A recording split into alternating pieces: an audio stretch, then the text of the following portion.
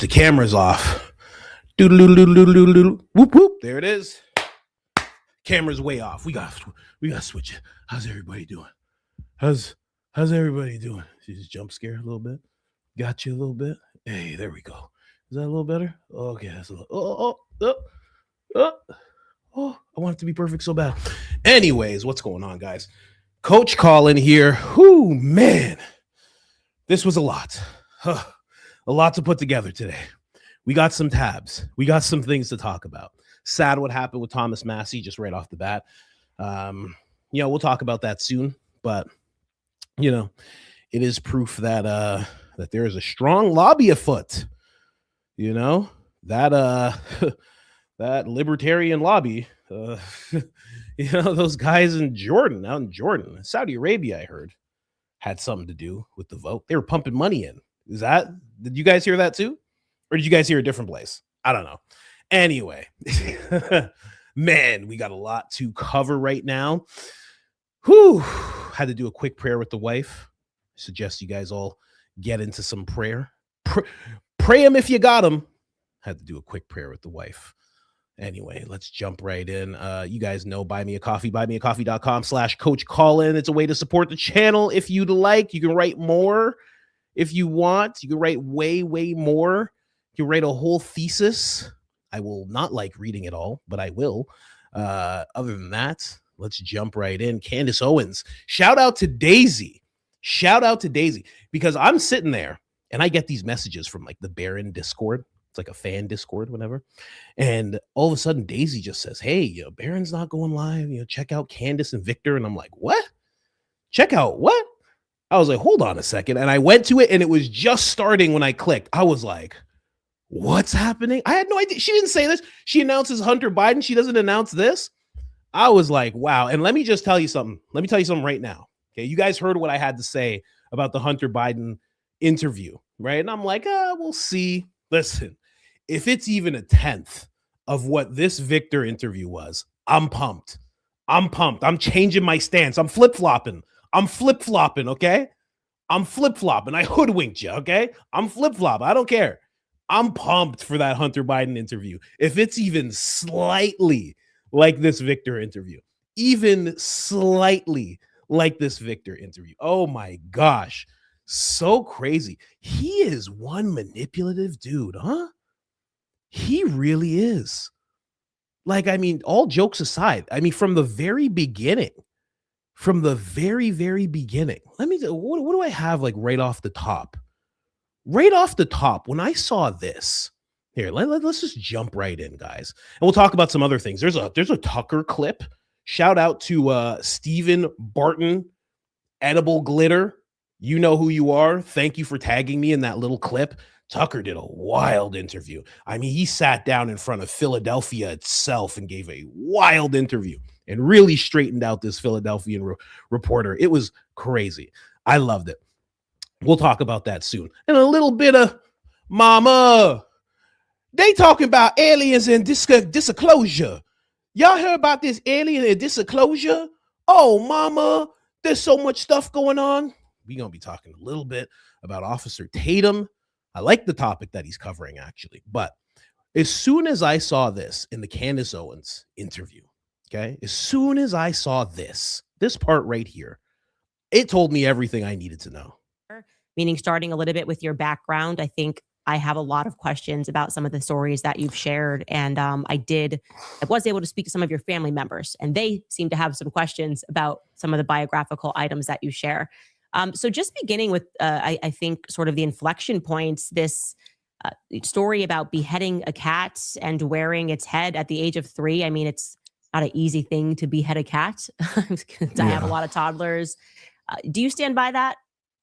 Well, let's start with, I think, what's most relevant right now are the latest accusations by your last guest, Corby, which is, I think, what brought us together on this whole issue. In what we're going to discuss and the time I'm giving you freely to talk about some things, are you willing to admit when you're wrong or you've been misguided?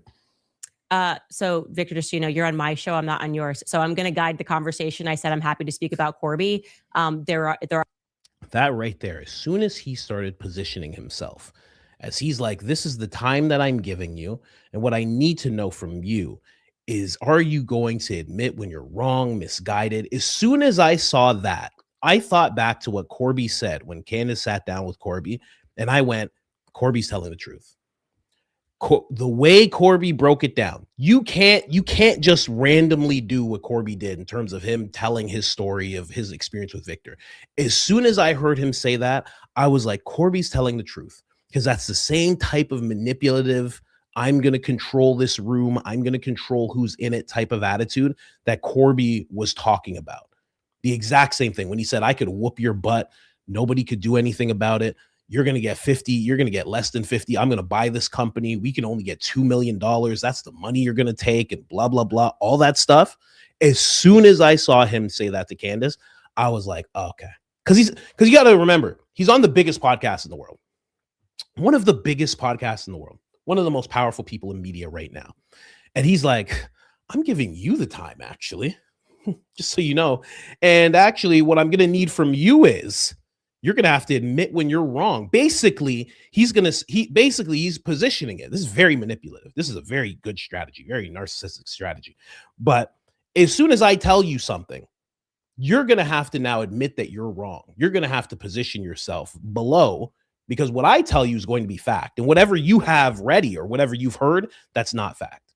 So you're going to have to admit you're wrong time and time and time again, because everything I have to say is the truth. And everything you've collected is 100% false. Oh my God. As soon as I saw that, I knew it. I was like, oh man. Somebody actually said, oh, coach, we all watched it already. Oh, you're going to watch it again? What? Are you kidding me? You think I'm not going to play these wild, ridiculous clips? Are you out? Do you know who I am? Check the channel. Isn't the channel? Can't you go below and see what channel you're watching? Oh, of course I'm going to play these clips. You're out of your mind. Someone said Candace was so rude to the guest. No, she wasn't. No, she wasn't. She was doing what you have to do with a narcissist. When you have someone who is like that in front of you, you have to grab the steering wheel and not let them guide the conversation. You have to do that. You have, because what you're doing, when you're doing what she's doing, when she's saying, no, this is actually my show, when she's doing that, she's setting up boundaries. If you don't have boundaries set up, firm boundaries that seem rude, but a lot of people have this distinction. They have a wrong distinction. They think when someone sets a boundary with them, that the person's being rude. No, that's not what that is. If you don't set this boundary with this guy, he will walk all over you. He will tell you that his time is the time that's worth everything, and you're the one that should be so happy to have this time. And he will have you thinking that everything that you have to say and everything you've heard is completely wrong and have you jumbled up. That's the game that they play. So you have to put that hard boundary in place. And that's why she did it right at the beginning. We were like, what, a minute into the interview? She had to do that. So believe me, it's not rude. But a lot of people don't know how to set boundaries. They have no idea how that works, how setting boundary works. A lot of the time it seems rude, but it's not. It's necessary, especially with someone like that. Yeah, you should be honored to be in their presence. Exactly. That type of thing. You should be honored.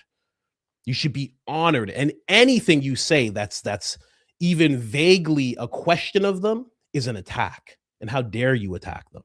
And you should feel sorry for attacking them. And they'll make you think the truth is lies and the lies are truth. And they'll have you all jumbled up. Anyone who's been in a relationship with a narcissist knows exactly what I'm talking about. It's a hard thing to go through. So you got to set those hard boundaries. And when you do with a narcissist, it's a little deeper for me, as you can see. But when you do set those boundaries, they run because they realize, oh, I can't do this to this person. And that's why when it came to Corby, he wanted to sit down with Corby again. He said, let's do another retooling prayer. He's like, I need to set myself above you just one more time so you understand who's in control here. Buddy, you have no idea. I have experience with this type of person, very much so. And then I guess another, what was the other part here? Let me see here. Oh, and then this, I found this part to be hilarious. Candace is incredible. I've only seen interviews with Candace being like chummy with people. I have seen her in debates, but I've never seen her in an interview where she's like cold cut, shut your mouth and tell me exactly what I need to know from you. I've never seen that before.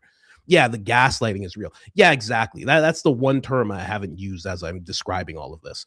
The gaslighting is very real coming from him. This part actually made me laugh out loud. Wouldn't just That's assert not things. true. We could say, We've never Victor, been in stop what you're contact with- doing and turn yourself in because somebody got a Candace, phone call. That's a complete fabrication. Okay. I It's work always with a law fabrication when enforcement. it's okay. Well, No, Candace, we'll leave that alone. So we you don't have assert to. that If Corby's someone- accusations if against someone you are if someone said they were going to kill you and they told somebody how, would you want that person to talk to the law enforcement I agencies? have no evidence of that. And like I said, some Okay. of your stories, just a perfect example is what you just Well, did there. it's Corey where you say Kennedy stop and turn who yourself in. platformed Corby. Obviously, this is a little bit more. And I am platforming you right now, actually. So here we go. Yeah, but I've done nothing wrong. If never in your anything, life. that's just incredibly sarcastic.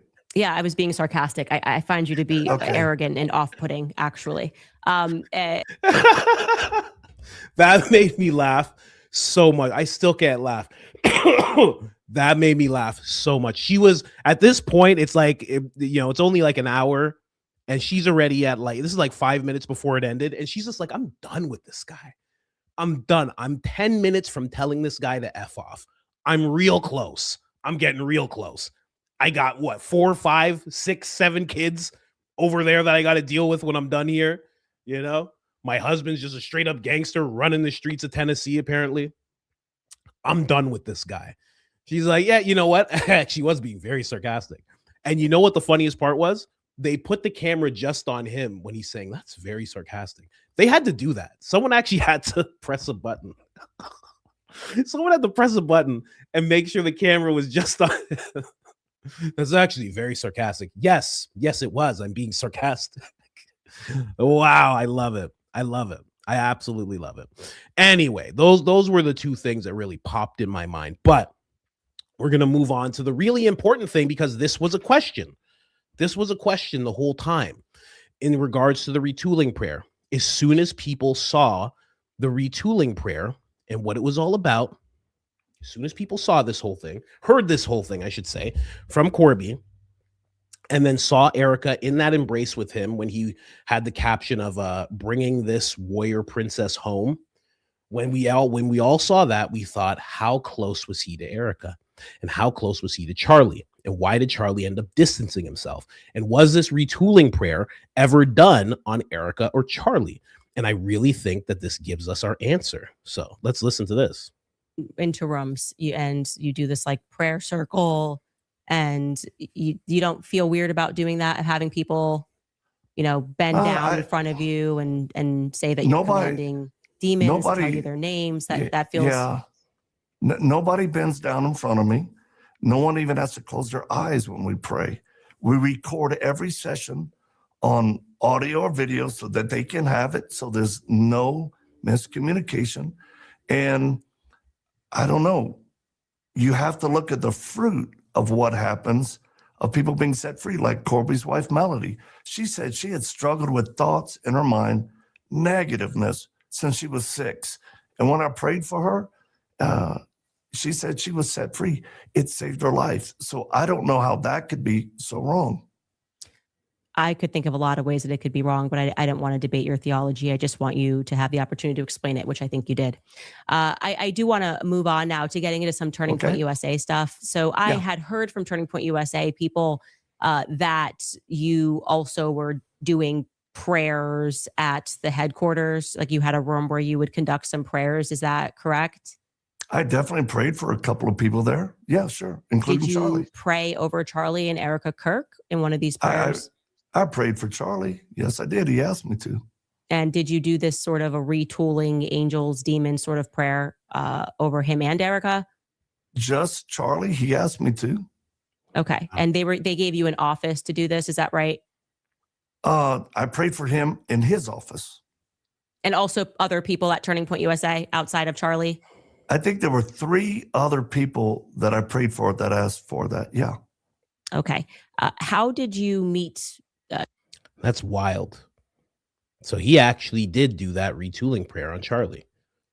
That was a big question. That was a question I had, because I do feel, regardless of what he says, I do think, from what I've heard in the realm of the occult and what I heard described in this prayer, and again, I don't think Corby would make this up. It's not normal for a man to make up a story where he kind of sounds like he's emasculated in the sense of he is on his knees in front of another man. It's not really a thing unless Corby is some genius sociopath, which I don't think he is. He seems very sincere. I don't see somebody making something like that up. So Victor says no one has to be on for their knees. Did Charlie get on his knees? I have no idea. I have no clue. I'm sure Victor, whoever says yes to Victor, I'm sure he pushes it as much as he can, and he probably feels it out, because that's what narcissists are really good at. They're really good at feeling out who they can get to do what. So maybe he felt like, can't do this with Charlie. This guy runs this whole organization. He's like kind of a genius. Won't do that with him. No shade to Corby or anything, but maybe he felt it out and said, you know what? Maybe I can get this guy to get on his knees. But I only say that to say, it's from what I've heard in both realms, from what I've heard Corby say, what I've heard in the occult, it sounds like an occult type of practice. That's what it sounds like to me. I don't know that it is, but it certainly sounds like it. There is circle casting. That is something, I believe it's in Wicca. I don't want to misspeak. I'll just say the occult, but I've heard the term circle casting, which is what he does. He has a circle around them. They're in the circle. They have to admit things to him. Then there's demons involved. The demons talk to the person and you are the one who has established the demons. And then you get them to tell you how many of them there are. That's not a Christian practice. I don't care if you're evangelical or whatever. That's not a Christian practice where you're calling on demons and let's talk to these demons. That's not how that whole thing goes. And then on top of that, you're commanding these angels. The angels come and rip apart the demons. And at the end of the whole thing, you don't give praise to Jesus. You give praise to the man that did it all for you. That sounds very occultish to me. Very, very much. So the fact that he did that to Charlie, and again, go a step further, since we're all draped in tinfoil here, to go a step further, what type of control do you have on that person afterwards? Right? When we go back to Often, right? The project Often.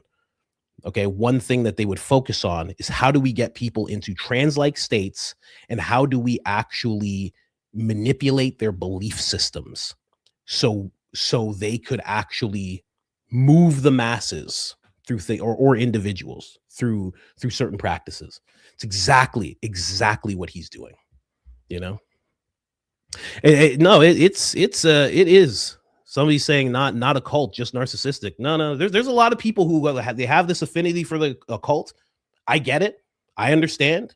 But no, that's an occult practice. That's not just a narcissist thing. Narcissists just walk up to you. If a narcissist doesn't have to do anything and they could just get things from you and get them to do whatever you want, they don't care about prayers and this and that. If they could just say, hey, man, I believe in Jesus. You believe in Jesus? All right, man. Well, you got a company. Can I have your company? All right, man. This is a different thing that he's doing. Again, you have to look into Project Often. Project Often was established by the agency, and they worked alongside a woman who was a witch.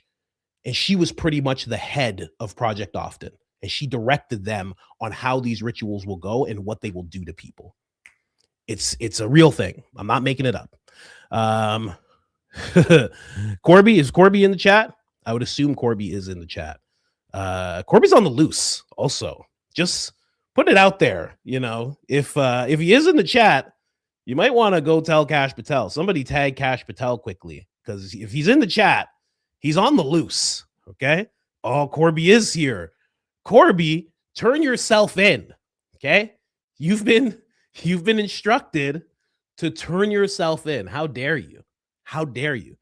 He's just here on a regular Tuesday. or what is it, Wednesday? He's just here on a regular Wednesday with all of us. What's going on here, Corby? You need to turn yourself in. You heard what Victor said. You know, don't make him have to turn his eyes black. Don't make him have to do that, Corby. You know, but again, very seriously, that whole retooling prayer being done on Charlie really says something, because I have done this whole series of videos where I do talk about Charlie, you know, being, Candace did it too. Candace found the actual school. He's a part of this X-Men school. He has this spiritual advisor. He has all these handlers throughout the whole process, including, I think, Rob McCoy, Frank Turek. They're all around him all the time up until he passes away. I really do think that there is something, I'll say, otherworldly happening to him throughout his entire life, especially the fact that he knows he's going to pass away early, young in life.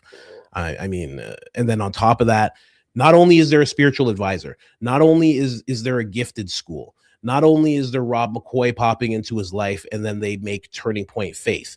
Not only does Frank Turek pop up as an actual mentor. Frank Turek is an actual mentor in Christianity. Not only that, but then at some point, when Charlie is just getting in with those guys, a guy named Victor pops up who has black eyes, who says, let's do a retooling prayer on you. I mean, wild stuff. But again, you know, it's okay. Friend of the show. Victor Marx, black eyes turn completely black when he's engaged in violent activity. Friend of the show. You think I'm making up the black eyes thing? There's a real video. It's on his YouTube channel, and they highlight the fact that his eyes turn black. It's not me. I'm not. It's his video. It's not mine. I didn't make it up. I didn't do anything. I didn't do any after effects on his eyes. They showed the video. They showed me that. Anyway, let's keep going here. So I call this next segment. He said, "What the F to Erica? Huh? Wait, what?" Actually, you know what? Before we get into that, I should actually say, with this retooling prayer, Corby did talk to me about this.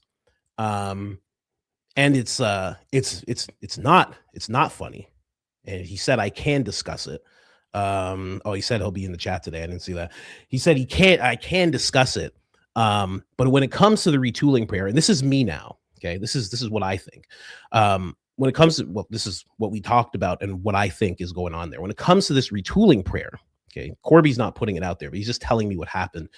He did have that retooling prayer done to him, and it was done to his wife. And afterwards, there was allegedly talk of being able to hear the voice of God afterwards for his wife. Allegedly. I have not heard her side of it before. And that God was telling her she would make a lot of money, and then she left. So they ended up breaking communication. This whole time, his wife allegedly was in contact with Victor and Eileen. That's Victor's wife, his bride, as he says, right? The whole time, behind Corby's back, she was in contact with these people, okay? So she has made the lot of money that the voice of God told her she would make, and now she is left, right? Again, I told Corby I wouldn't talk about it in a joking way, but, you know, I'm not about to like make a joke or anything, but you know, you guys know what I do here, so I'm just gonna, no. But it just shows what that retooling prayer does. Again, to that person who was like, oh, this is just narcissism. It's not just that, right? You don't, narcissists don't usually just have the power to have you hearing the voice of God in your head, and they could also have you communicating with people that you shouldn't be communicating with behind your husband's back. That's how deep it goes with this Victor person. Very, very weird. I'm sure if we heard Victor's side, he would say, have you talked to Corby? I can't believe you talked to Corby. Did you tell him to turn himself in? You know, the FBI, you know, the Bureau is looking for that guy, right? I'm sure that would be Victor's side, you know, just, it does sound very culty. It does sound very, very culty, you know, and maybe that's what Charlie distance himself from. Exactly. Demon voices. That's why I said, that's not the voice of God you're hearing. There was something done. I'm telling you.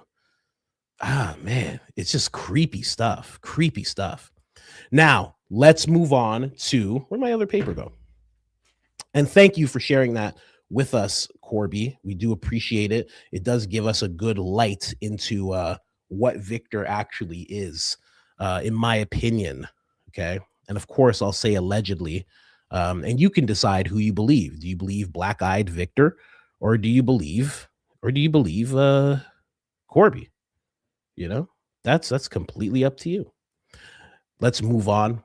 I call this next segment, as I said before, what the F did he say to Erica? Let's play that really quick. Let's jump in here, guys.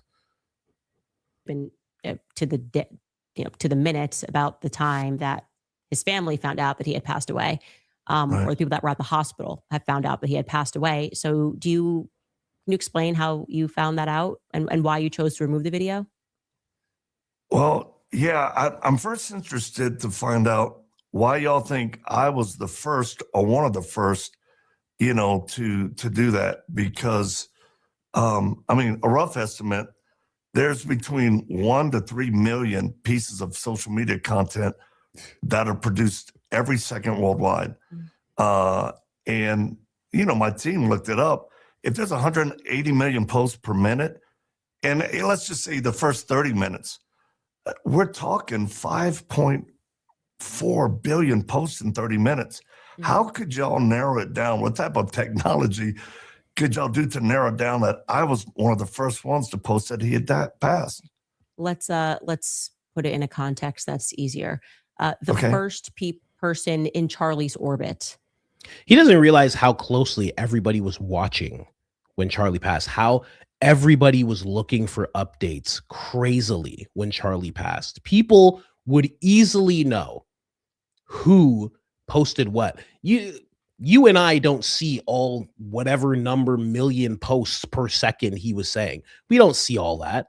We see the things we're looking for. And when Charlie got hit, we were all looking for updates on Charlie. Like, that's how I would have explained it. I would have been like, listen, evil pastor, man. Okay. Don't give me all that nonsense. What are you talking about? You were the guy. You popped up when everybody was trying to find out if Charlie was alive. You popped up and you were like, he's dead. And then you deleted the video. Hands behind your back. Okay. Information. And when we put it down to the minute, it was when Erica found out that Charlie had passed away. So I was wondering how that was. Okay. I had someone text me and he said, my son is at Charlie's event and Charlie was just shot. Mm-hmm. And it doesn't look good. We went on it. I watched Charlie being shot one time, and my team, many who are former special operations guys and combat medics, lots of experience, they viewed it multiple times because I wouldn't. And they said, Charlie wouldn't live from that. And I knew it. I knew the only time I saw it, I knew there's no way he could have survived that. And when I made a post and said, Charlie's passed, of course, I know Frank Turret, I know the security teams. I put it up, and then I didn't see anybody else posting it. I thought it was premature, and I pulled it down because it just felt wrong that I would post it. But I wanted people to pray. And then I contacted Erica through a text and told her. I just told her, nobody's going to kill you. You're safe. You and the kids. No one's coming after you. They just wanted Charlie. And I was just trying to reassure her. Oh, hands behind your back. Oh, that's it. Corby's on the loose? This guy's on the loose. Hands behind your back. Well, where are you, sir? Where are you? What's the address on your compound? Send it to the bureau, hands behind your back. When they show up, please have your hands behind your back already. What do you mean that's what you said to Erica? Do you know how crazy that is? Do you know how nuts that is? Let me tell you something. This guy has to be a narcissist. Maybe he's not. I don't know. Maybe he's just a weird guy. Maybe he's just a weird guy with a weird voice. He's like a like Matthew McConaughey in a role about a man who's just trying to do the right thing in Colorado and retool the whole place, person by person. My eyes turn black because I give so much energy and love to people. My black eyes of love. Maybe that's what it is. I don't know. But you got to be real narcissistic to be like, yeah, and I'm just going to tell her what I said to Erica. Hey, let me tell you, if I said that to Erica, I wouldn't tell anybody. I'm just saying, even if I didn't do anything, I'd be like, that's not a thing that I'm going to be telling anybody, because that's just not the thing to be telling everybody. I wanted to reassure, but yeah, I'm not gonna say it on the biggest podcast in the world. I'm not gonna really do that. I don't think I should. I just don't want the knocks at my door. You know, I just lotioned up my wrists. You know, if they put the handcuffs on, it would hurt so much. I just don't want to do that. It would just hurt behind the back. You know, my back's kind of sore and behind the back, and I don't want to be in a squad car right now. You know, that's a crazy thing to say. That's a crazy thing to say. And beyond crazy, it obviously seems very telling. I mean, you can give him the credit if you want to. You could be as charitable as you want to. But when you hear he says they were just after Charlie. Who's they, man? Do you know who is this they? This is what I said when I was covering the Rogan thing, where he told two stories, and Charlie Sheen and Rogan were both talking about like, oh man, they went after him because of his opinions, and oh, they got him and this and that. It's like, who's they, and how do you know? This just happened. How could you possibly know that there's a they or a him or a her or anything? How on earth do you know? How do you know it wasn't just some guy and he just like he played around with his, he was a license to carry and he just fumbled around and he messed up and he hit Charlie? How do you know? How do you know anything? How does he know they? What are you talking about? And then on top of that, you're saying no one's going to come after you? I can't say that this guy knows anything. I can't say that, but it sure sounded like he did from what he said. I wish Candace said, how could you be so sure? I wish that was the next thing she said. How could you be so sure of what you said to Erica? How could you possibly know that? I wish she said that, because that's the new question. Before it was like, oh man, not sure. Not really sure if he did the retooling prayer on Charlie. I bet he did. He did. Now it's like, how on earth did you think? I don't this is crazy. And I'm not allowed to say it? That's crazy. He pretty much just said it. And I can't say it too? That's unfair. I just want to echo what he's saying. That's all. Just that he knew that no one would be after Erica and they only were after Charlie. Is that okay? I'm just saying exactly what he said. No hands behind his back. This guy offs someone when he's a kid and he calls up and says, hey, just so you guys know, I offed somebody when I was a kid. And they're like, get off the phone, Victor. That's enough. Go to bed. You're drunk. Click. I just want to let you know, I completely knew that they were only after Charlie and they would never come after Erica or her children, okay? Cash Patel's just like, get out of here. I'm listening to my girlfriend. She's a country music sensation, and she's right in the middle of her solo. Come on. Get out of here. She's going a cappella, for God's sakes. Click. What? No one cares when this guy says this type of stuff? And then Candace is like Egyptian planes, and they're all like, oh, someone put her in a psych ward.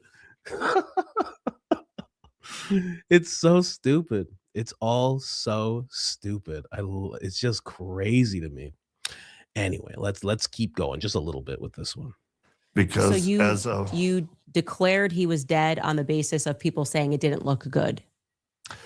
On the basis of people, myself included, who've held dead and dying men from combat in horrible situations And anybody who saw the killing and has that experience, no, we knew he was dead instantly. I struggle with that one a little bit. I think that's quite audacious for someone to, because you did make a post initially saying he had been shot, pray for him, and then you did a follow-up and then said, you know, Charlie has passed on, and said pray for Erica. So it just seems like there was some information in the corridor there that led you to that conclusion. And also in terms of the people who did post early on, I believe Jack Hibbs, Amir Safari, I think I'm saying his last name probably incorrectly. That's definitely correct. all a part of that same sort of turning point faith orbit of pastors. And Jack Hibbs took down a video saying that actually there was an Israel channel that reported it first and had the information before anybody else. I'm not aware of that. Yeah. So I was wondering if you were all perhaps sharing information, but you're saying No. you just did that by yourself, no information. Well, the first post I made was to ask for prayer. And I knew at just my gut level from watching it, he's not going to make it. And then, but we believe in prayer. And if nothing else, it's going to be for those who are with him, those who secondary trauma effects of you're supposed to be guarding someone and he's killed. Next, Eric and the kids, the first one we went to. That's why I texted her and said, you're safe. Mm-hmm. They're not going to come for you, because how terrifying to know someone's just murdered, assassinated your husband. And when I posted the second time, that it had been a little time, and I just kind of spoke from my heart regarding it. But what I don't understand is why the inquisition on that from you? Well, because we just want. Somebody says, let Coach know it's not likely that it was Corby in the chat. I'm literally talking to Corby. He's like, I'll be in the chat today, 10 minutes before I went live. Don't worry, it's actually Corby. Corby, I don't think Corby, like, listen, no shade on Corby. I don't think he's famous enough that people are impersonating Corby. It's actually him. But you can check. I think you can click through and actually like see. So I know it's Corby because we actually talk. Like I can message him right now and be like, hey, is that you? And he'll say yes.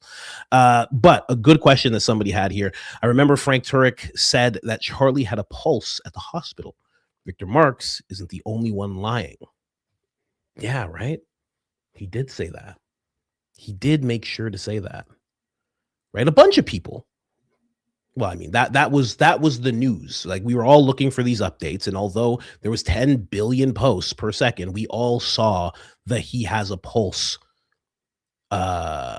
We all saw that he has a pulse post.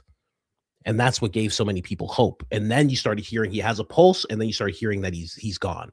You started hearing both. And then it came from Trump. And then we all were like, oh, he's like really gone. You know? And there was Victor saying this. He did take down his message, or his post, I should say. But yeah, I mean, and it's weird because you would think when it comes to this, Victor knows Charlie. Victor knows Erica. Victor probably has a connection to Frank Turek just from that orbit, right? So why is Victor saying that he's gone and Frank saying that he has a pulse? You know, that's why you're right to say that, you know, Victor isn't the only one lying. It's like so this is not adding up. One guy is saying there's a pulse. The other guy saying, oh, he's for sure gone. And they both probably have each other's numbers. Where was Victor getting that information from? I don't know. Oh, man. All right. Well, moving on to the next part here. You know, again, you know, the fact that he said that to Erica, do not glaze. Do not over the fact that he said to Erica, listen, don't worry. You're safe. You're all good. Yeah, and here's another thing. Why didn't Erica question that? Why didn't Erica be like, what the hell are you talking about? Who the hell is this? Is this Victor? Is this Black Eye Victor? What the hell are you saying to me right now? I'm gonna tell the Bureau what you just said. I'm telling the Bureau what you just said right now. Oh yeah, they're coming for you. How do you know? Who's they? Who came for my husband? What are you talking about? Instead, she was just like, come take me home. I'm a warrior princess. Come take me home. I just want to go home. Why so sad? And that was it. She just hung up the phone. She was like, thank you. Thank you for the message, sir. Thank you so much for the message. Yes, 4,000 hats now. 10,000 books. Yes. Yes. Sorry, Victor. What? Oh, they're not coming after me? Okay. Yeah. Don't worry. Thank you. Thank you for the message. Thank you for the message. That was Victor with the black eyes. That was Victor with the black eyes. He's telling me that nobody's coming after me. Thanks, Victor. What? I don't get it. Anyway, we'll move on to the next one. Corby's on the loose, which I love. I love this. I couldn't imagine what this is like. Could you imagine? You're like, oh, I'm gonna hear about this Victor guy, and then all of a sudden, this Victor guy's like, yeah, you're Corby. You're just sitting at home, and he's like, they're looking for him. He's on the loose. You'd be like, what the? Why is he saying that about me? Obvious why he's saying about him. I hope Corby has turned himself in. I hope he took my advice. Anyway, someone said Victor mentions voodoo near the end. He goes, yeah, Candace, just go look in the voodoo. What? Just go look in the voodoo. Okay, Candace, you're not understanding what I'm saying. You're not understanding the retooling prayer. You're not understanding the power that we have. Just go take a 101 in voodoo, please, so you can catch up, ma'am. It's crazy. Anyway, let's get into this Corby bit. I found this fascinating. The individual who platformed him on your show that he was struggling with homicidal thoughts, and he gave detailed plans on how he was going to lay in wait to kill me. Are you? Well, that's not anything that we have heard on this show. So like I said, we can't rebut on that. We received only a message from Corey that she got a phone call from the FBI and that they were investigating you for gun running. Did she inform you of this? I don't know. I would really like to go back to the biographical items, though, of your life. I don't want to get into your background investigations. I was not contacted by the FBI. I can't verify it. And as I said, we can discuss Corby's allegations. But I would like to begin with just the cat. Did you behead the cat at the age of 3? Do you stand by that story? Did your team view social media as your... I love that Candace is bringing this up because Candace is not in politics at all, but Candace also has a mind and a heart, and she's like, this guy can't get elected. So I'm just going to make sure that he tells everybody that he cut this cat's head off. She's just like, I got to make sure he says this out loud, just real quick, just so people don't think it's just a made up thing. I got to get him to say this on record as he's running for governor, just real quick, very smart. Or a quasi-investigative team by all your allegations. Did you see Corey's public statement about what happened and how this is very serious? They cannot locate this individual you platformed, Corby Hall, and both his wife. Victor, I just have to rebut you here and say that I don't necessarily trust what you are saying, given the fact that you don't want to answer just basic biological questions. And after having spoken with your family members who say that it's largely made up, I have no reason to believe anything that you're saying right now. So I'd like to just kind of focus on your character. We can talk about Corby. I have nothing to do with any pending investigations. I have not been contacted by law enforcement. So I'm not interested in having a discussion about information that I don't have. Candace, you seem to be a little afraid of truth. And what I... Oh, Candace's face when he said that. Oh, she's just like, oh, I'm so done with this. We're not even halfway through. Oh, I'm so done with this guy. She's pissed. I can't wait to hear what she has to say. She said it a little bit in the comments, she called him a little crybaby and things like that. I hope she talks about it just a little more after she's like digested and like analyzed the things that he said to her. Absolutely. It seems like you're a little afraid of the truth. Once thought was a solid show years ago. You've turned this into a TMZ, and worse than TMZ, it's like a Temu version of it. I'm asking you, did your staff not see the statement that Corey Kennedy posted online? We're talking about a homicidal individual who has threatened to kill me, and your name was brought up in this. I have answered your question. I have not seen it, so I cannot have a conversation with you about that. What I can have a conversation with you about is the statements that you have publicly made since you are joining the show. And I would like to focus on your biographical items because, as I said, I've spoken with your family in Martinville, and they claim that your stories are fantastical. So I'm just asking you, and we can then get into some questions about the alleged gun sales that you were trying to conduct with Corby, which is what we discussed on the show and which we have seen evidence for. I cannot speak to you about a report that I have not seen that you claim is happening. And I would like to just kind of get you focused here because you're running for governor. And I don't think that Corby Hall is going to be your number one issue. Thank you. Do you Corby have anything? is my number one issue right now. This is your number one issue for the state of Colorado?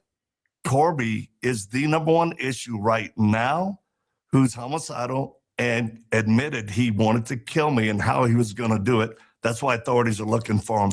Well, I would just like to say to people that are watching this, I cannot confirm anything that Victor Marx is saying. I have not said it. I think he is using my platform to potentially spin some tales. The only thing that I heard was that there was an FBI investigation that was looking into you for guns. And that's all I've heard. And I'm not interested in that. I would like to now, since you have the stage, focus on you as a gubernatorial candidate and your background. And so if I could go back to that yes or no question, do you stand by this story that you beheaded a cat at the age of 3?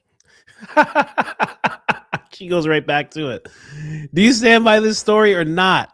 Did you do it? Say you did it if you did it. Because the funny thing is he probably made it up. But he's already said it so many times on big podcasts. Sean Ryan, most notably. He's already said it so many times that he's just like, oh my God. Oh my God. Why are you guys interrupting the podcast like this? Somebody just interrupted the podcast in the worst possible way. I mean, just absolutely disrupting the podcast. How dare you disrupt the podcast like this? Whoever did this, hey, you're disrupting the show. Please, who did this? Adina, you are disrupting the show, okay? You cannot just be showing me things like this.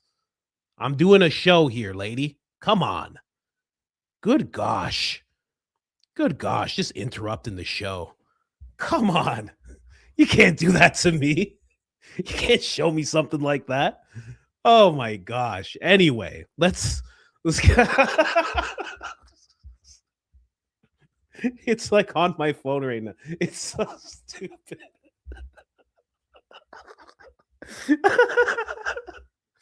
Oh, why are people so fast?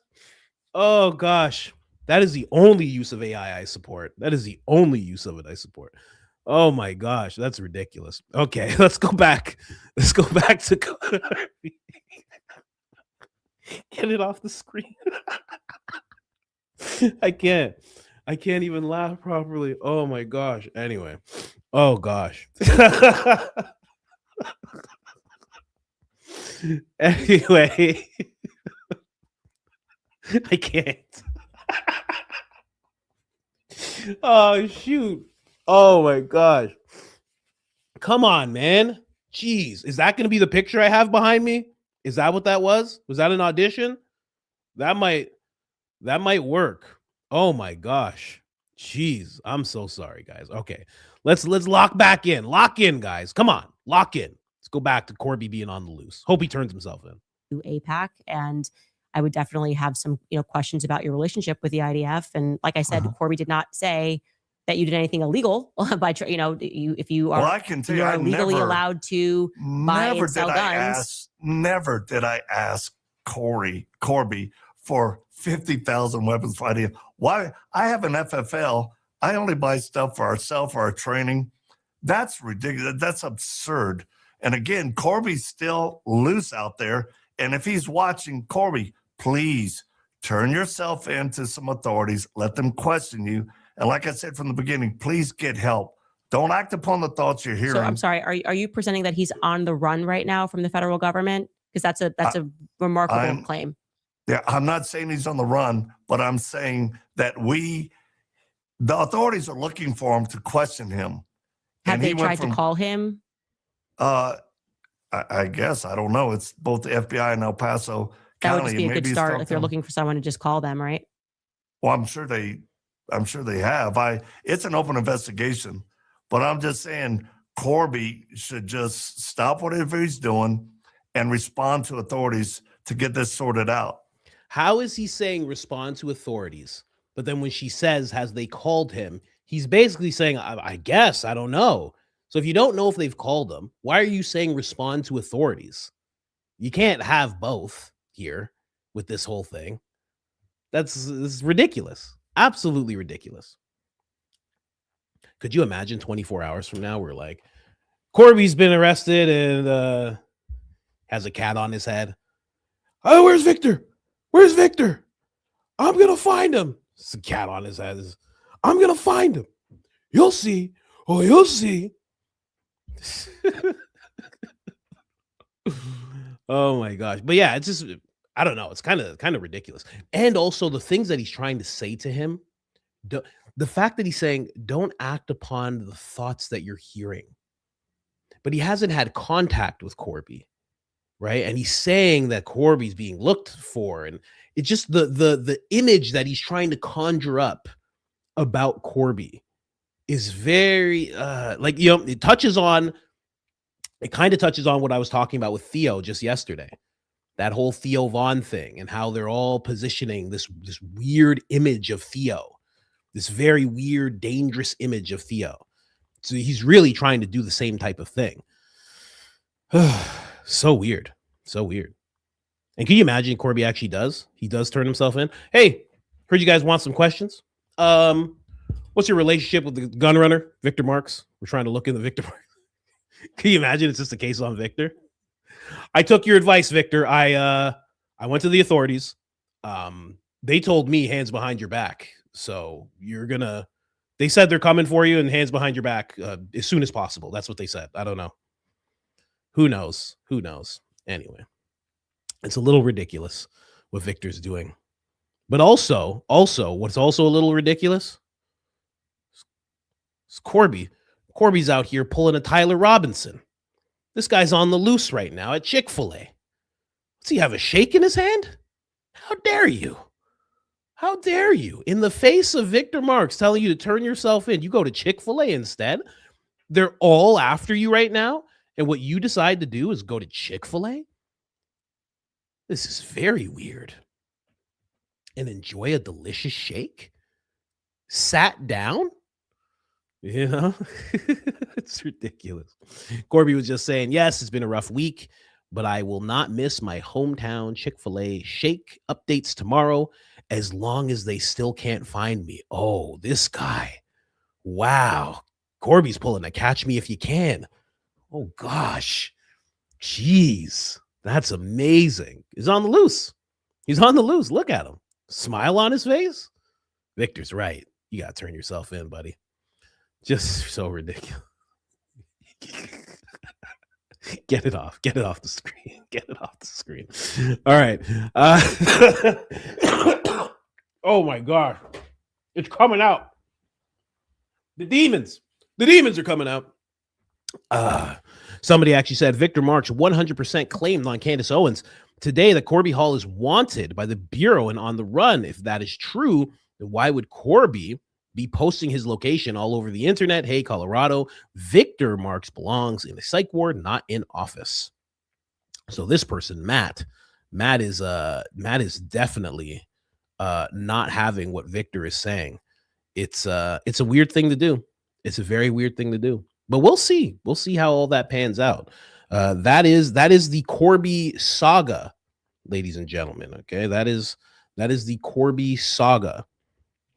But honestly, in all seriousness, for Corby, you know, I've said it before. There's some people, you know, that you don't want to be on their minds, and Victor seems like he's one of them. You don't want him to be thinking about you all the time. Now, I can't tell you, you know, what you can do to make him stop thinking about you, but I mean, like at some point, you know, I don't know. I hope you're not plagued by this guy much longer. I hope he just kind of finds a new person, as most narcissist types do. They usually move on to a easier target after some time. But prayers for Corby. I hope you're doing all right. I know you told me that little bit about your wife and everything, so I really hope you're doing all right, man. It's a rough thing to go through. Very rough thing. Let's move on here. Candace Owens, what's next? This was giving such it's ma'am energy. You called me sir. It's ma'am. It's actually ma'am. It's 3 years, not 2 years. It's in interviews I've done. It's in our documentary. And I'm telling you, if you can at least get the town that I'm in, how can we trust you with more information that you're bringing I think the bigger against me? thing is the homicide that was committed. So we can scrap about the town later if you don't want to say it. Are you saying you murdered a man anywhere in 50 states? Can you give us the name of the man that you were forced to murder? I didn't know who he was. You didn't know who he was. Okay. And you walked into a police station with this information and were told it doesn't matter anymore. Is that correct? Is that your assumption that I walked into a police station? Where did you hear that? This is great. The way that he tries to control the conversation, even when it's not necessary, is so wild. Like you don't need to be doing this. You could just say, hey, this was it. You know, just say, hey, this was actually what happened. I actually skipped over the 2 year, not 3 year thing, where we're jumping over to the actually he offed somebody apparently. But we'll jump back over to that in a second. But the fact that he's trying to guide this conversation like that, like, where did you hear this? Huh? Where did you hear that? Oh, you think I walked in? It's like, did it happen or not, man? Like, just straighten it out. That's why you're on the show. That you confessed to, well, the reason why we know this information at all is because you've shared it publicly and said Correct. that they, okay. So why don't you reshare the story and what's happened with that story since? Well, why don't you present it accurately so I don't The whole have to point of me keep having you on correcting the you? show and giving you the platform is not so that you can quiz me on your background, but rather so that you could just answer the questions and share the story in its correct context with the right city. So you don't have to worry about misinformation because you have a platform right now. Go ahead. Well, Candace, I have a platform without you. We have 4 million followers. And listen, I've been on much bigger programs than yours. I don't Name them. Name them. Name those programs that are bigger than Candace's program. Name them. I'd love to hear the name of these programs that he's talking about. What platform has he been on that's bigger than Candace's? He's been on Charlie's show, right? He's been on Charlie's show, but that wasn't bigger than Candace's, not even at the time, right? So what other podcast? He's been on Sean Ryan. That's not bigger than Candace. Okay. So then what else? Maybe he was on Fox News, but then they go by shows as well. So the biggest one is like Jesse Waters, but that's not even close to as big as Candace's show. So what show? Where was he on? What platform was he on? That's so much bigger of a platform. Again, this is the type of thing. I just said Sean Ryan. Sean Ryan's not bigger than Candace Owens. Hasn't been for a while. They hit number one once. They outdid Rogan one time. It lasted for about 4 days, and they haven't really done it since. But what other shows? What other shows? I don't think there's any, quite honestly. I don't think he's ever been Mr. Beast. Victor Marx. Someone said Mr. Beast. Someone said Mr. Beast. Hi, I'm Mr. Beast. And today we're with a pastor. You're not a pastor or you are a pastor? Either way, this guy is going to make his eyes go black for $50,000.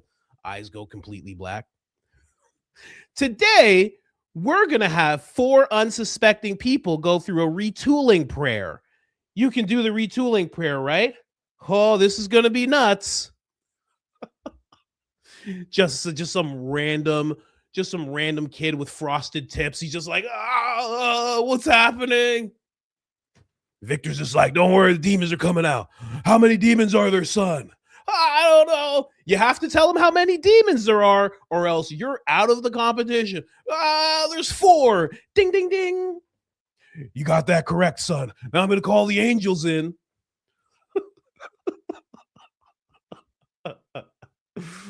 He's on with Mr. Beast. That'd be amazing. Mr. Beast and Victor just doing a whole thing together. Wouldn't that be nice? Huh? Wouldn't that be great? I would watch that. I would definitely watch that. Whoa, what can you do? You have to stay inside. Today, we're offering $250,000 to the person who stays inside this prayer circle the longest. We have 3 people here. How long can you stay inside the prayer circle? Victor, call in the demons. Victor's like, oh, there's demons. You have to stay inside the circle. Make sure you stay inside the circle. Now, if you stay inside the circle long enough, Victor will call on the angels and they will rip apart the demons. But you have to stay inside. It's been 24 hours. This is the worst experience of my life. I can't do this. I can't do this. Most terrifying episode of Mr. Beast ever, you know? Oh my gosh. Anyway. Just to confirm, I don't think it was Mr. Beast. I don't think he was on Mr. Beast's channel, just don't want to throw any shade at Mr. Beast here, but I doubt that Victor secured a spot on the Mr. Beast show, Anyway, you're sidetracking me, man. Somebody threw up Mr. Beast. You're sidetracking me here. Anyway, let's keep going here. Need yours to clarify what we're doing, but what you're doing is making slanderous accusations that are incorrect at the very basic level. So, no, I did not walk into a police station. I called the sheriff department and made the claim many years later. Does that help? I'm doing that y'all's certainly job does for you. help. Thank you for being able to just answer something and doing a quick fix there. Not everything has to take 5 minutes. You called the sheriff's department rather than walked into it. Thank you so much. Correct. You're welcome. And what happened after that, Victor? Well, let me ask you this before I go on. Have you ever been abused as a kid? Hey, number one thing you don't ask a woman. Hey, number one thing you don't ask a woman in front of millions of people. You guessed it, whether or not they've been abused. Number one thing that you never ask a lady, never ask anybody, never ask a lady. I mean, what are we talking about? Is he nuts? Is he nuts? But here's the thing, and it is gross. It's very gross for him to do that. But the reason that he's doing it is so he can drudge up if God forbid she was like, yes, he would drudge up that negative imagery in her, that negative experience in her, and try to cling to it.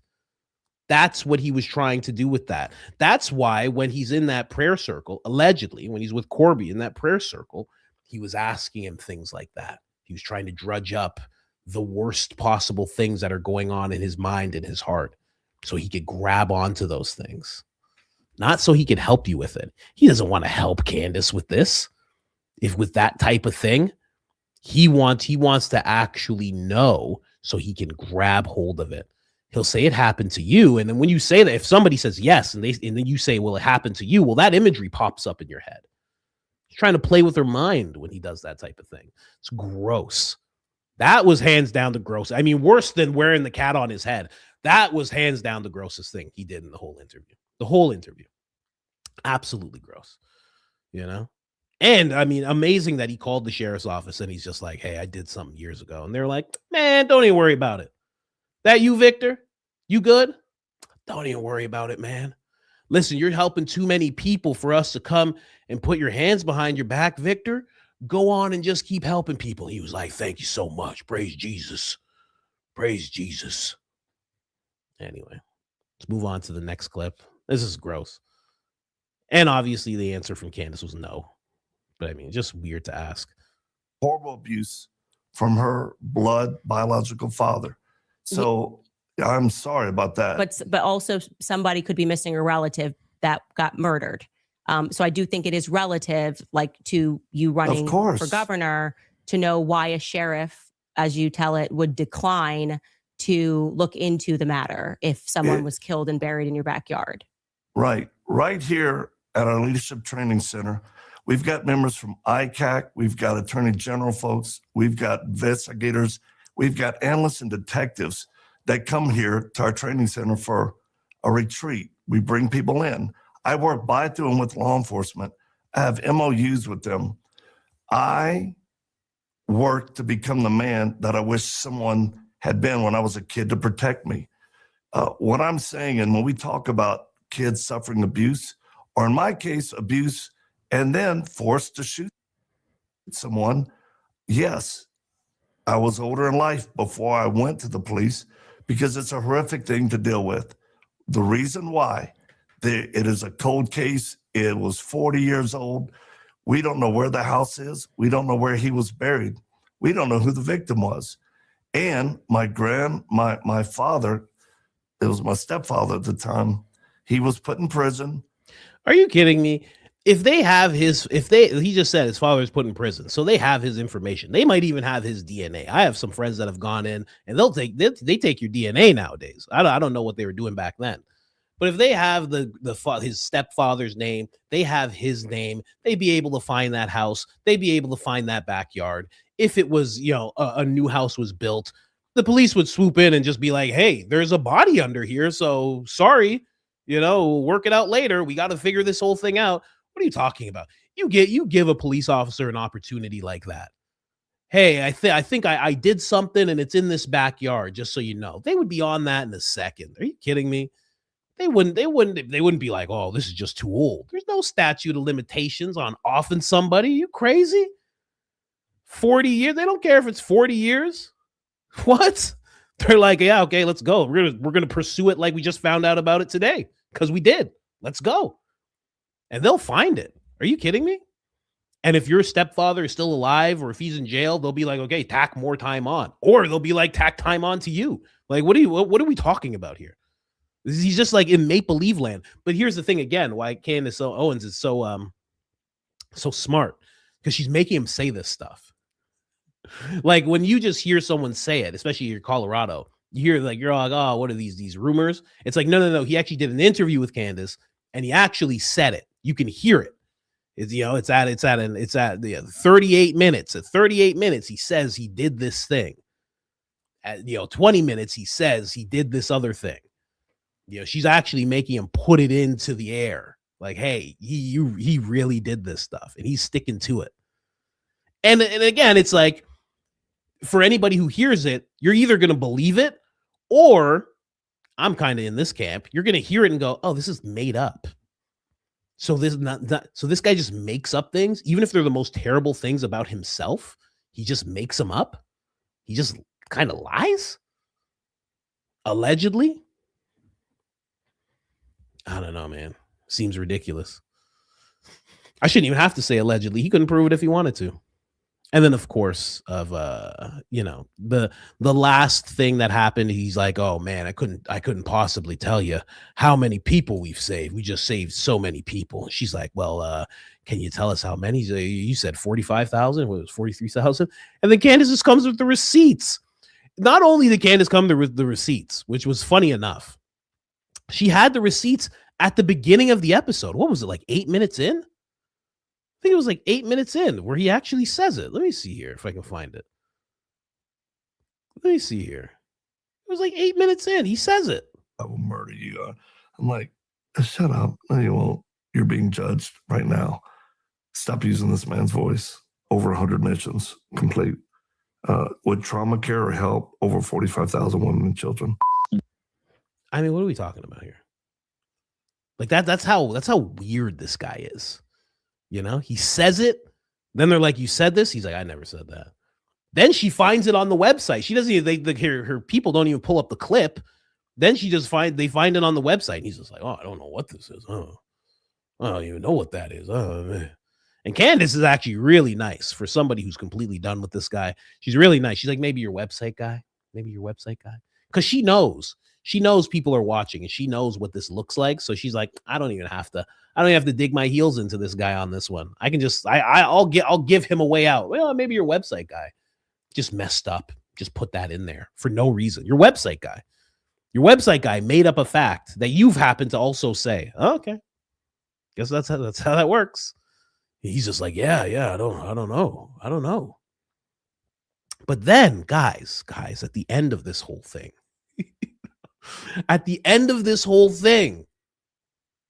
this guy, Corby says something that I think we're all going to say. Did I miss something?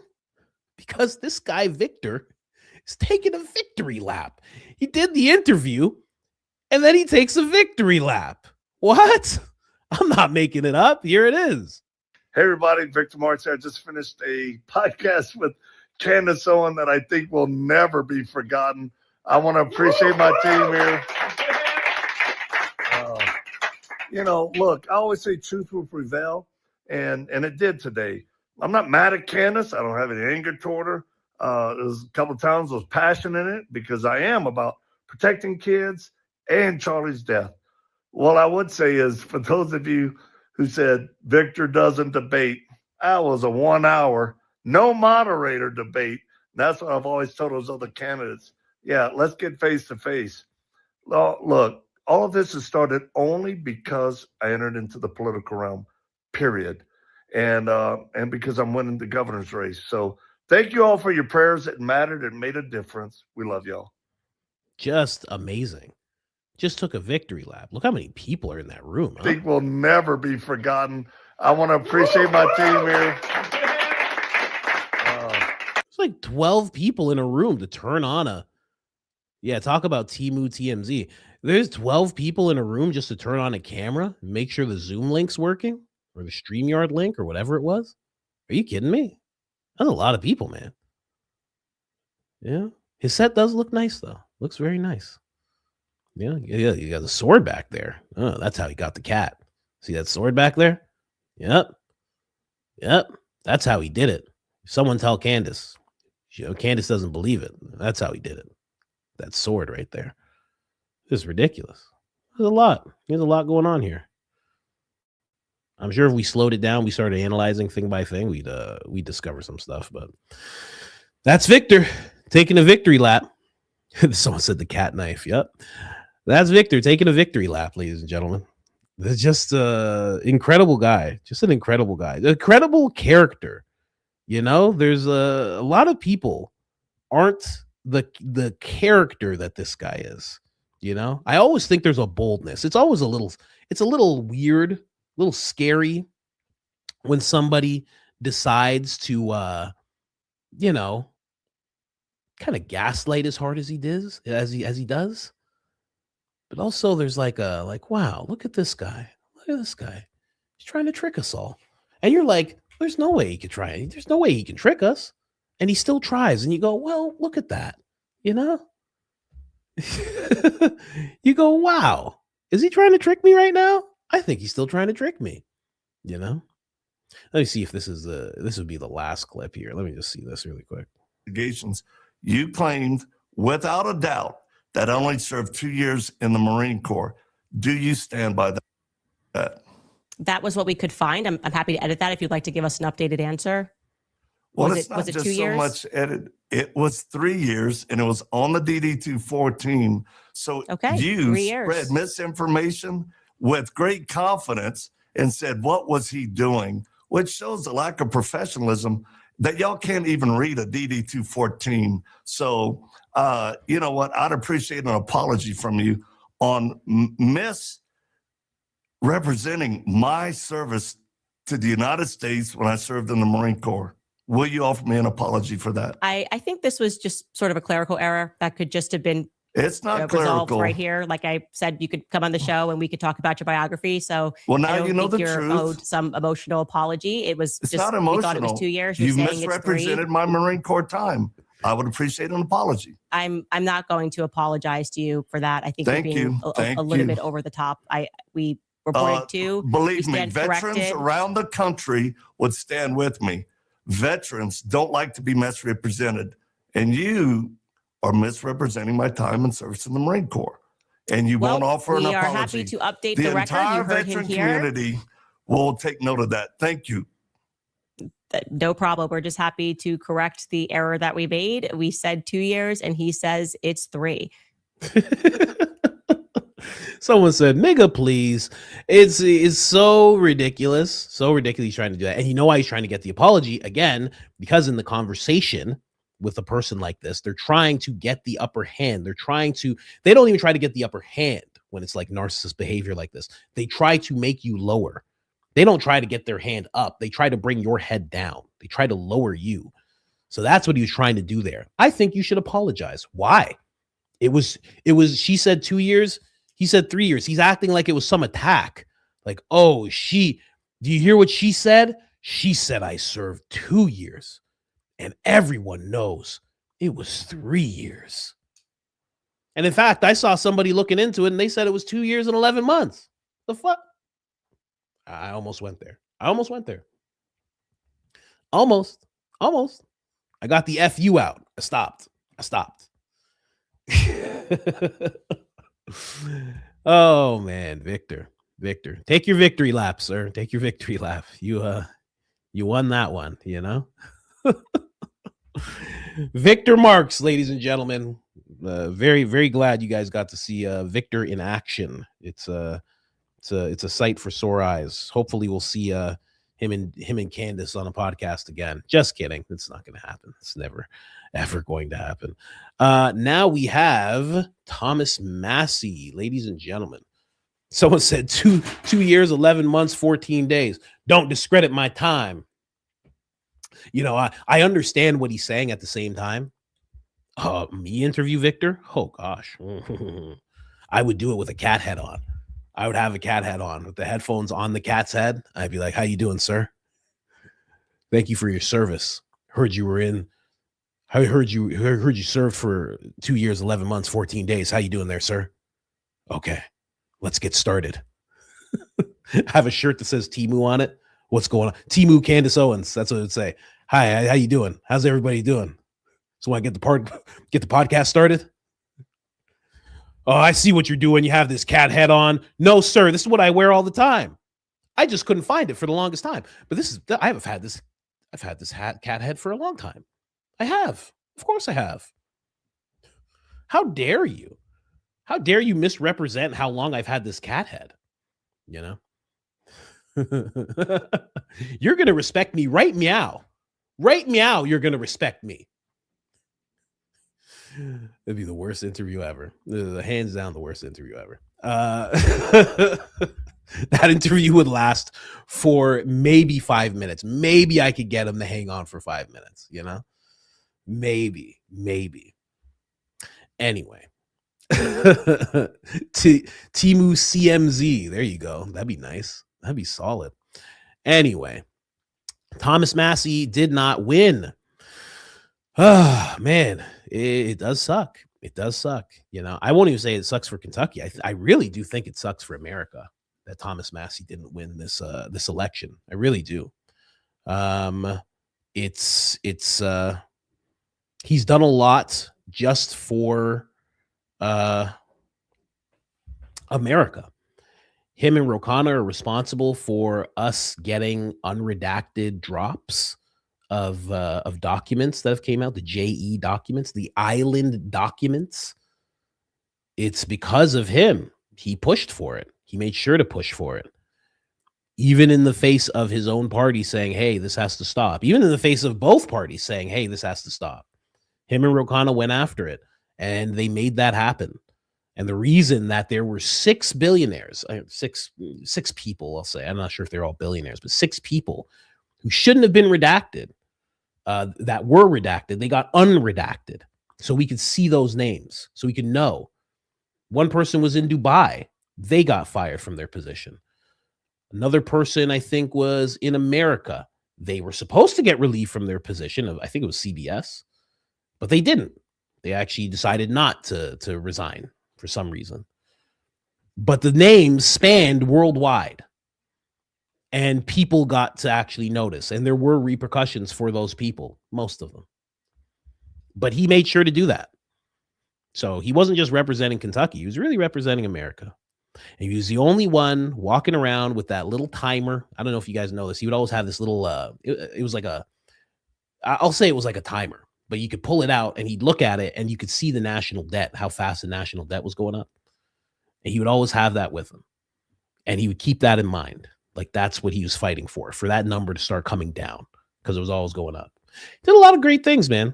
I don't talk about Thomas Massie much. And I'm sure there's a bunch of things that I would disagree with him on. But, man, when you see these people put together this money and decide that they're just going to take this guy out, and it actually works, it's a very disillusioning thing, because it really puts it in front of your face that if there is someone who is going to even vaguely fight for you, we will make sure to take them out and put someone in that's going to fight for us, right? You know, people keep saying this is the narrative. Even Nick said this, that the narrative going forward is going to be that this is the president's party. It's his Republican Party. But at the beginning of this whole thing, this whole MAGA thing, it was your party. And at some point that went away and it became his. And now it's almost like what you think about things doesn't matter. What you want to see happen all of a sudden doesn't matter unless it aligns with him. And that's a messed up thing to start seeing. Hoodwinked. Never thought I'd be making a video like that, talking about the president like that, honestly. But this is Massie. He's just talking after he lost, and then we're going to get into a bunch of things. Benny Johnson, supreme snake Benny Johnson. I mean, you know, company men are going to do what company men do, of course, but still. I mean, what he has to say is just gross, but we're gonna go into it a little bit, not too much, because he's just gross. Someone says Trump is a neocon now. Yeah, that's what it seems like, right? That's what it seems like. You know, it's crazy. It's crazy to see the switch. Where did the other guy go? Where did the other guy go who was calling Rosie O'Donnell a pig? Like, what happened to that guy in front of Megyn Kelly? And even Megyn Kelly had to laugh, even though she didn't like what he had to say. What happened to that guy? That guy's gone. Ugh, it's crazy. Benny is gross. Yeah. What Benny's doing with Thomas Massie is gross. But even in this clip that I'm going to show you of Benny, it's like he's talking as if like his family's under threat. It's weird the way he's talking. I've never seen him talk like this before. But let's hear what Massie had to say as he was accepting defeat. Here's one thing I saw on Fox. They were saying, oh my goodness, you know, we're ready for war. We're about to restart this war. We were supposed to restart this war today, but we can't restart this war today. The war can't start today. They said we got to wait a day. And then it occurred to me, where was the Secretary of War yesterday? He was here. Listen. Wait. No. Look on the bright side. No more war. No more wars. No more wars. No more wars. No more wars. No more wars. Guys, knock that off. You're going to make me feel good about losing. What I wanted to do was give you all credit. When they saw the influencers here, they panicked. They sent the Secretary of War here, and you stopped the war for a day.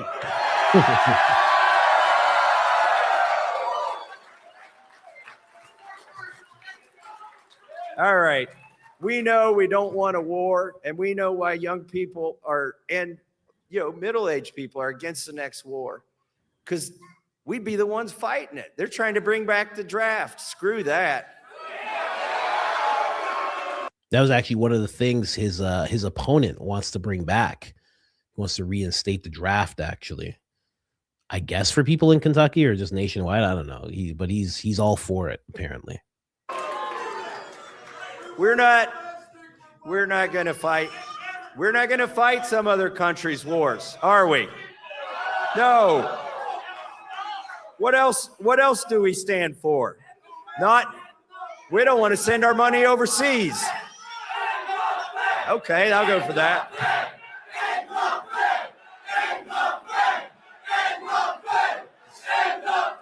You're saying end the Fed, if you can't tell.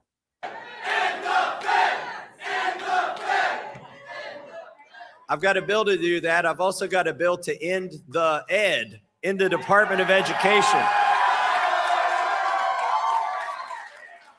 Rand Paul says he wants to pass a law that you need one day to read 10 pages of every bill. I asked Rand, what are you going to do about my bill that's one sentence long to end the Department of Education? That'd be like 5 minutes to read that bill. By the way, do you know how many pages the Transparency Act was? 2 pages. Wow, that's actually crazy. We don't want, we're tired of meddling overseas. We can't afford it. Our empire will collapse if we keep sending our money to other countries. I never picked a fight with the country that's tried to take me out here because I've never voted for foreign aid to any country. We got to take care of America first. America first. America first. America first. America first. America first. By the way, you remember that organization that Klaus Schwab started called the World Economic Forum? They said you should eat bugs. Do you want to eat bugs? They said you'll own nothing and be happy about it. You want to do that?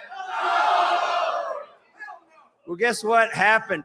Guess what happened to Klaus's CEO? He was in the Epstein files. He had to resign. We took out the CEO of the World Economic Forum with a 2-page bill. Man. Well, he accepted defeat well. One thing that he did say, which was actually pretty funny, he's like, he's like, sorry to keep you guys waiting. I was trying to call Ed so I could, just accept defeat and, congratulate him. He's like, but it took a long time to get through to Tel Aviv. And I found that very funny. Just this fact that he's tuned in like that to know that. And of course, just so you guys understand, Graham Allen will set things right for you guys. Okay. Don't worry about listening to me or anything, especially when you have Graham Allen afoot. He says, MAGA ain't dead. MAGA isn't dead. Turns out MAGA isn't dead.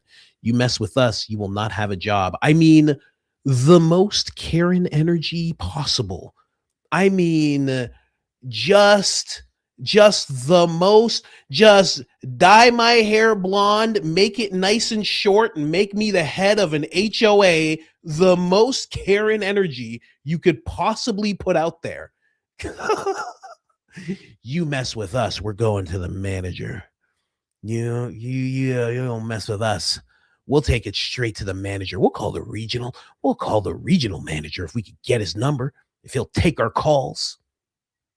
Absolutely ridiculous. Absolutely ridiculous. That is what MAGA's energy is turned into. If you mess with us, you won't have a job. Hey, I thought you were against cancel culture. Hey, this is not cancel culture. Got to have consequences. This has nothing to do with cancel culture. What are you, some libtard? Do you have a short blonde haircut? Oh, that's it. Where's your manager? I'm just a person on the street. There has to be some kind. Is there a manager here for the street here? I want this guy to not have a job. He said something about me. Karen Allen, someone says. Oh, man. Zach Costello said it very, I like Zach. I think Zach, I've talked to Zach, on camera a lot more than off camera, but he doesn't mince his words. I like it a lot. It's very inspiring. Hate to break it to you all, but Trump doesn't have the power. The lobby that got Massie ousted is in charge. The president defies them, like Charlie Kirk did, for example. They'll take him out too. You think a box doesn't have to be checked to be in a position of power in America? There is a certain box that has to be checked. He's right. He's very right about that. Very right about that. Sucks. This JP Spears. Congrats that Charlie's favorite congressman lost. You must be happy for his legacy. And that congratulation goes to Blake Neff, who's quite happy that Massie lost. Breaking decision desk calls KY-4 GOP primary for Ed Gallerin. Can't wait to see the president's Truth Social post about this one. There you go. JP Sears, calling out Blake Neff. I like that. That it's getting to the point where JP is tuned in enough that he knows that this is the guy that you have to start calling out. I like that. Good for JP. Joe Kent actually had this to say. He said, God bless Thomas Massie. He walks out of this with his honor intact. He's a patriot and kept his integrity. As long as the voters give their votes to whoever can run the most ads, we'll have politicians who are purchased by foreign governments and corporate interests. That's what he had to say. It's very true. Very, very true. Like I showed you guys yesterday, they were trying to show Ed as this this underdog. They were trying to establish him as this underdog type person, and it's just not so. I mean, you know, there's that PAC that he got money from, of course, got a lot of money from that PAC. I mean, $15 million. And then there's another 10 to $20 million that he got. It's crazy. A lot of people are saying, I hope Massie runs for president. I see that in the chat right now. Well, we'll talk about that in a second. Benny Johnson. Oh, with that breaking.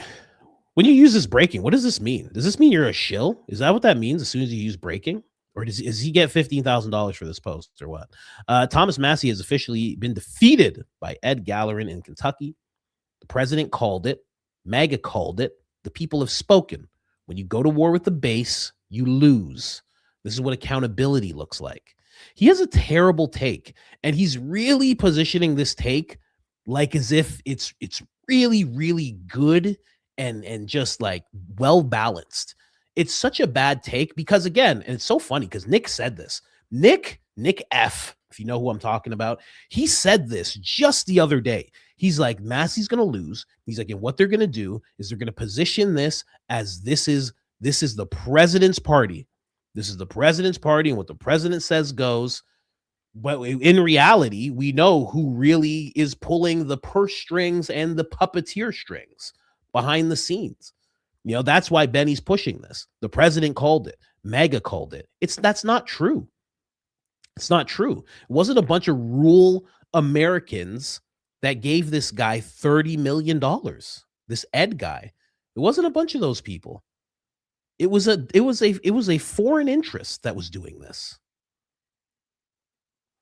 And again, they're just going to keep positioning it like that. They're going to keep on saying, well, this is, you know, the president wants what the president gets. It's like, no, whoever's behind the president, whoever gave the president $250 million, whoever also pledged billions and billions of dollars to the administration for things like Larry Ellison, who also has a son that bought CBS, who also helped buy TikTok, who also helped Elon Musk buy X. What he says goes, not the president. Gross Benny Johnson. Someone in the chat said, I still like Benny. I listen, I don't like this at all. I don't know what this is. Okay. I have no idea what this is. But yeah, you know, I've seen his videos. I've seen his videos a lot. And I like his videos. But I mean, what he's currently doing is just gross. It's gross. To do this to Thomas Massie is gross. There's no way around it. No way around it at all. Yeah, I got him in a real doofus pose there. Let me just post this. Somebody asked for the coffee link. Let me see if I can just do this quickly. This is the coffee link here. I'll make sure to pin it as well. Very easy. You could also just Google. You can just Google buy me a coffee, Coach Colin. It'll pop up. There you go. It's now pinned. It should be the pinned comment now. But let's jump over to Benny Johnson, guys. Let's hear what Benny has to say. Let's have Benny set us straight. On this platform and are probably on life support right now, given the Thomas Massie blowout defeat that just happened. But let me explain this to you calmly and slowly. It was always going to happen. You weren't living in reality because you haven't been doing this long enough. You don't understand the laws of gravity around here. And so your over emotional takes and your humiliating crash outs have just people that just wanted to see Thomas Massie win. That's what he's equating that to. Been embarrassing for you and all of us who've been doing this, me, for nearly 2 decades. Yeah, you worked for BuzzFeed not even 2 decades ago. Okay, you haven't been doing this for 2 decades. Just saying. You know, you got fired for plagiarism. Apparently, I don't know. That's what I heard. Allegedly, that's what they said. You worked for BuzzFeed, so calm down. Understood what was about to happen to Thomas Massie because ultimately politics is a war zone. Politics is not about your niche boutique issues on things. It's not about the things that you want. Okay. Okay. I guess he's just informing everybody. Politicians isn't about the things that you want to see happen in the country. Are you sure? Because every politician kind of positions it that way. Are you sure? Didn't you just watch the president? Wasn't he just running and he was just doing that exact thing? He was catering to people's boutique issues. Isn't that what was happening? Isn't that what happens every single time? You got to think about that. A team sport. In war, you pick a side and you fight with that side. If you don't fight with that side, if you fight against your side, you'll get left in the dirt, in the mud. That's what happens in war. You'll be put in the trench. And that's what just happened to Thomas Massie. You'll be put in the trench. This guy doesn't even know how war works. You'll be put in the trench. What? Someone explain to him the dynamics of war. It's the dynamics of combat. You'll be put in the trench. And then what, everybody else is outside the trench? You know what you're saying. Why? Because Thomas Massie represents a Trump plus 40 district. Do you understand that that's one of the most pro-Trump districts in America? Thomas Massie should vote for every single piece of legislation that Trump puts forward because that's what his constituents demanded. That's what they want in Kentucky 4. This is not true. This is not true. You have to remember, Thomas Massie was elected, right? He was elected by those people. So those people, they do like the president 100%. But Thomas Massie was elected and he ran on certain things and he had to stand by those things. So he had to vote accordingly based on what he was put there to do. You don't get put in that position and then you have to vote the way that the president thinks you should vote every single time. That is literally not how it works. And when Biden was in office and people weren't standing by him, you didn't hear any of this talk from Benny at all.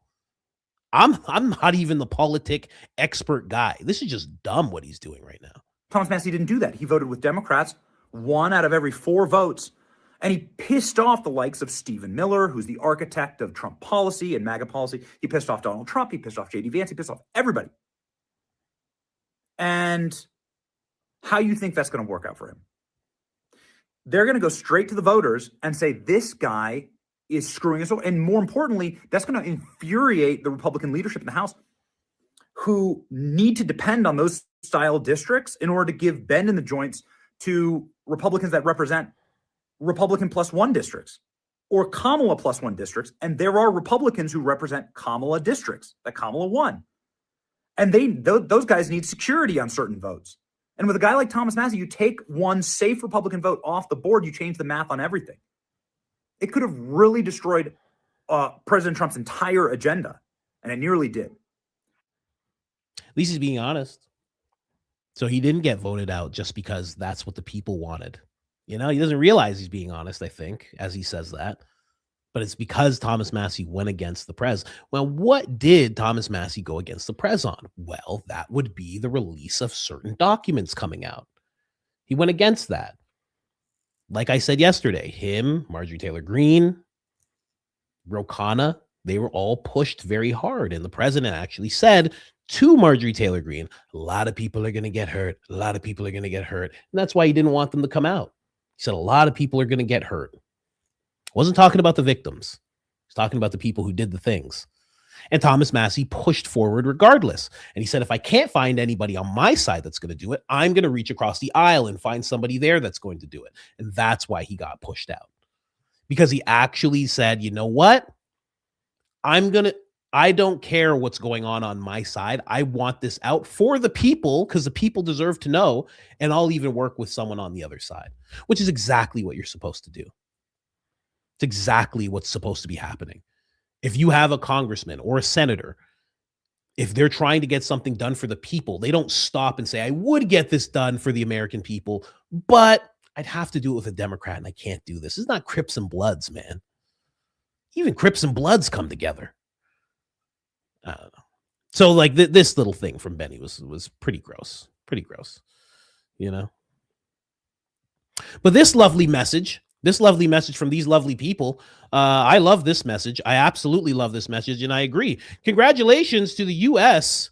Navy SEAL Ed Gallerin for defeating the anti-Philadelphia incumbent Thomas Massie.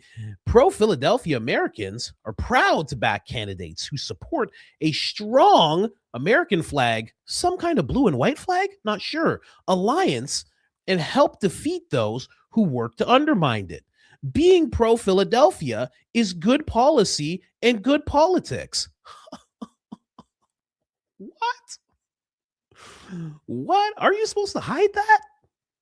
Isn't that supposed to be like the underlining? Like, are you supposed to say you're just supposed to put that out loud like that? I didn't know that. I thought you're supposed to be like kind of like down low about that. Apparently not. You know, that Benny, it's really funny because Benny just said, he just finished saying a whole bunch of things. It was because of this and that and this and that. And then the big pack, you know, the 2-pack came out and they were just like, nope. It's because the guy wasn't pro-Philadelphia. And this guy is. Well, isn't that what everybody's been saying? Oh, this is weird. We're on the same page. Me and Big Pack over here, we're on the same page 100%. I thought the same thing. How about that?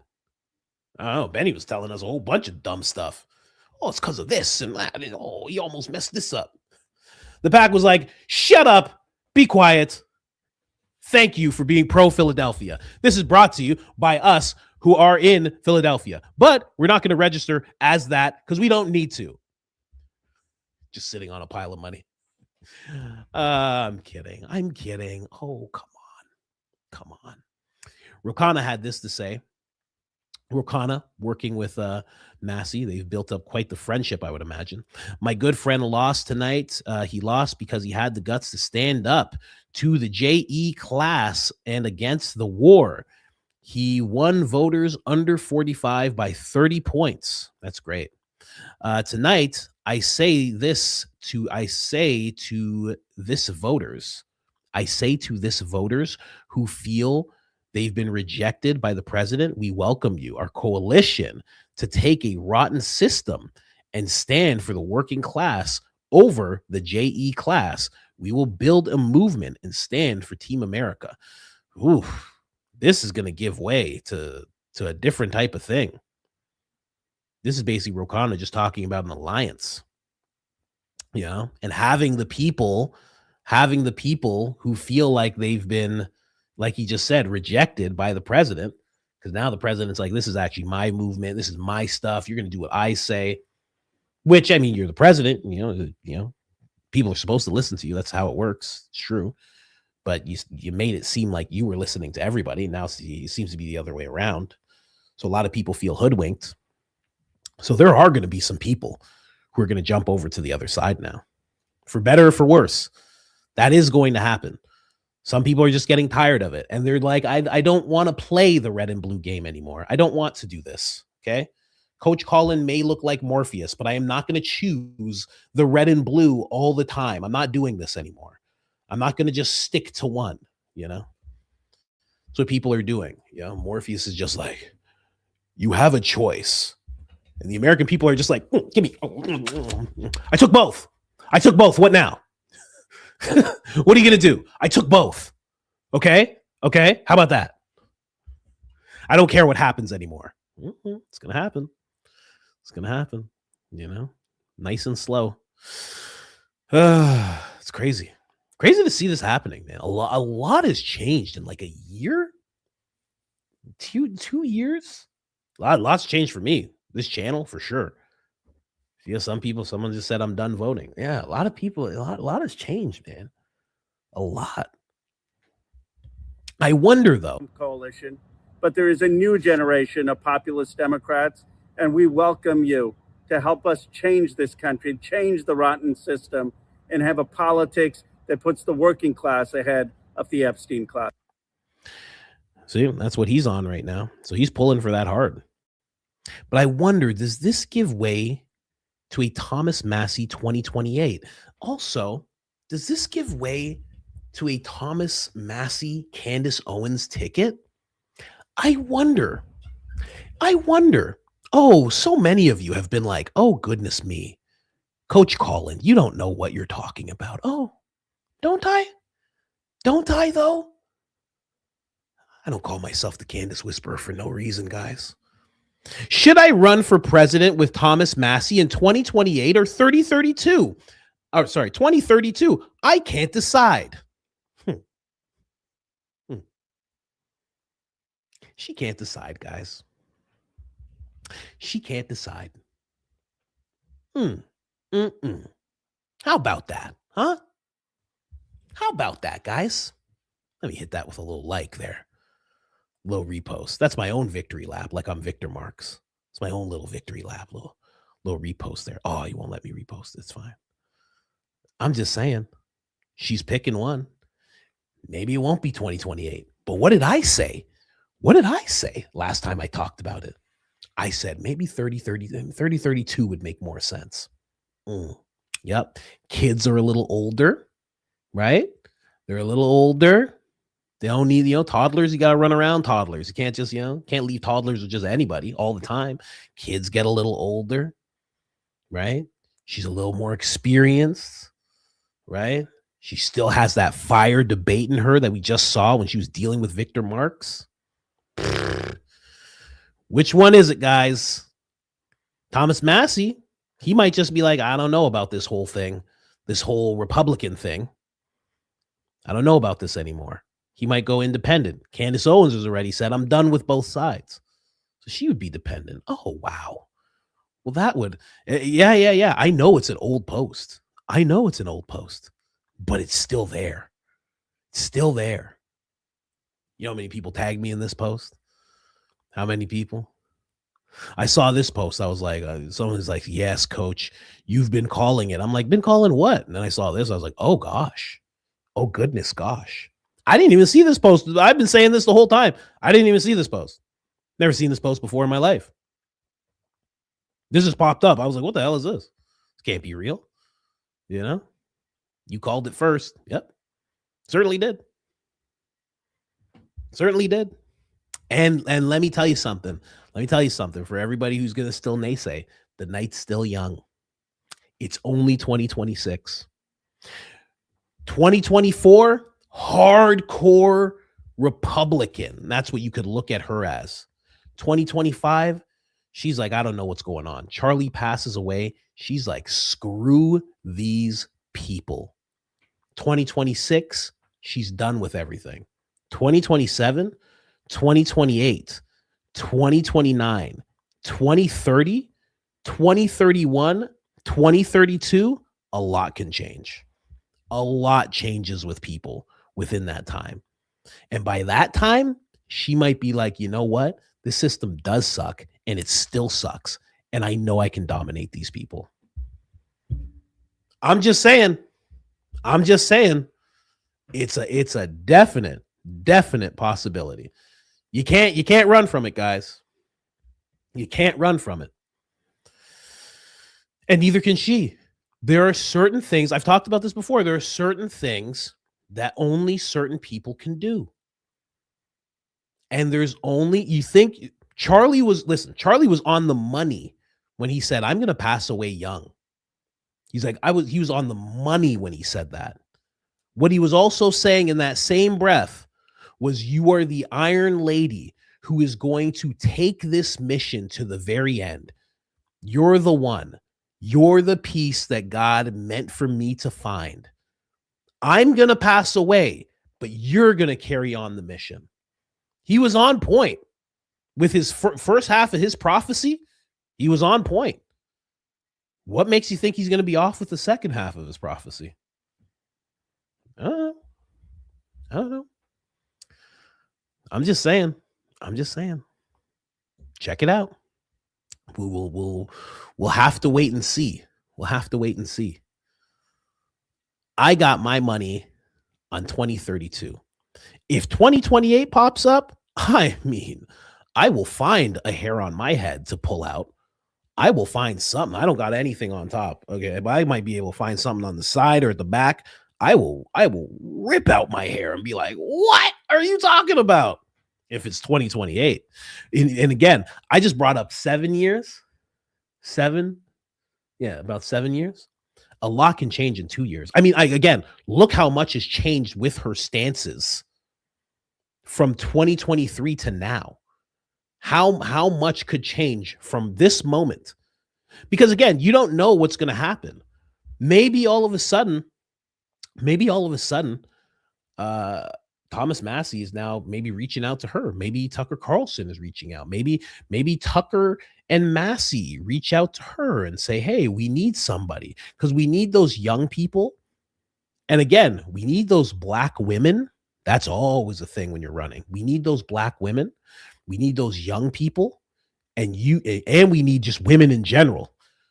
Candace hits all of those. And yes, the black community has had, like, you know, they've had their, you know, tumultuous relationship, Candace and the black community, but she could easily turn that around.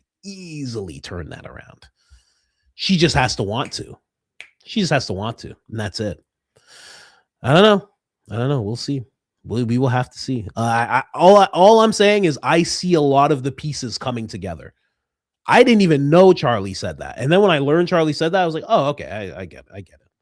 You know? Like that meme of that guy who's like, oh, I'm a bit of a scientist myself. You know?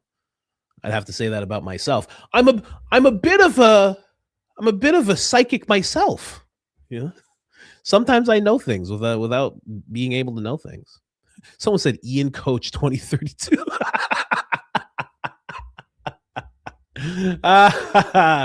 Oh gosh, that would be a fiery ticket.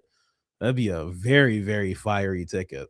Anyway, but again, you know, aside from all that, very sad what's happened with Thomas Massie. But again, I should say, I'm saying, but again, what's happening with him is meant to be. I really do think that things like this are meant to be. There's a reason that he is now not in that seat anymore. There's a reason for it. There's a reason that Candace is no longer, or she is now what you would call politically homeless. There's a reason for that. That's not happening by chance.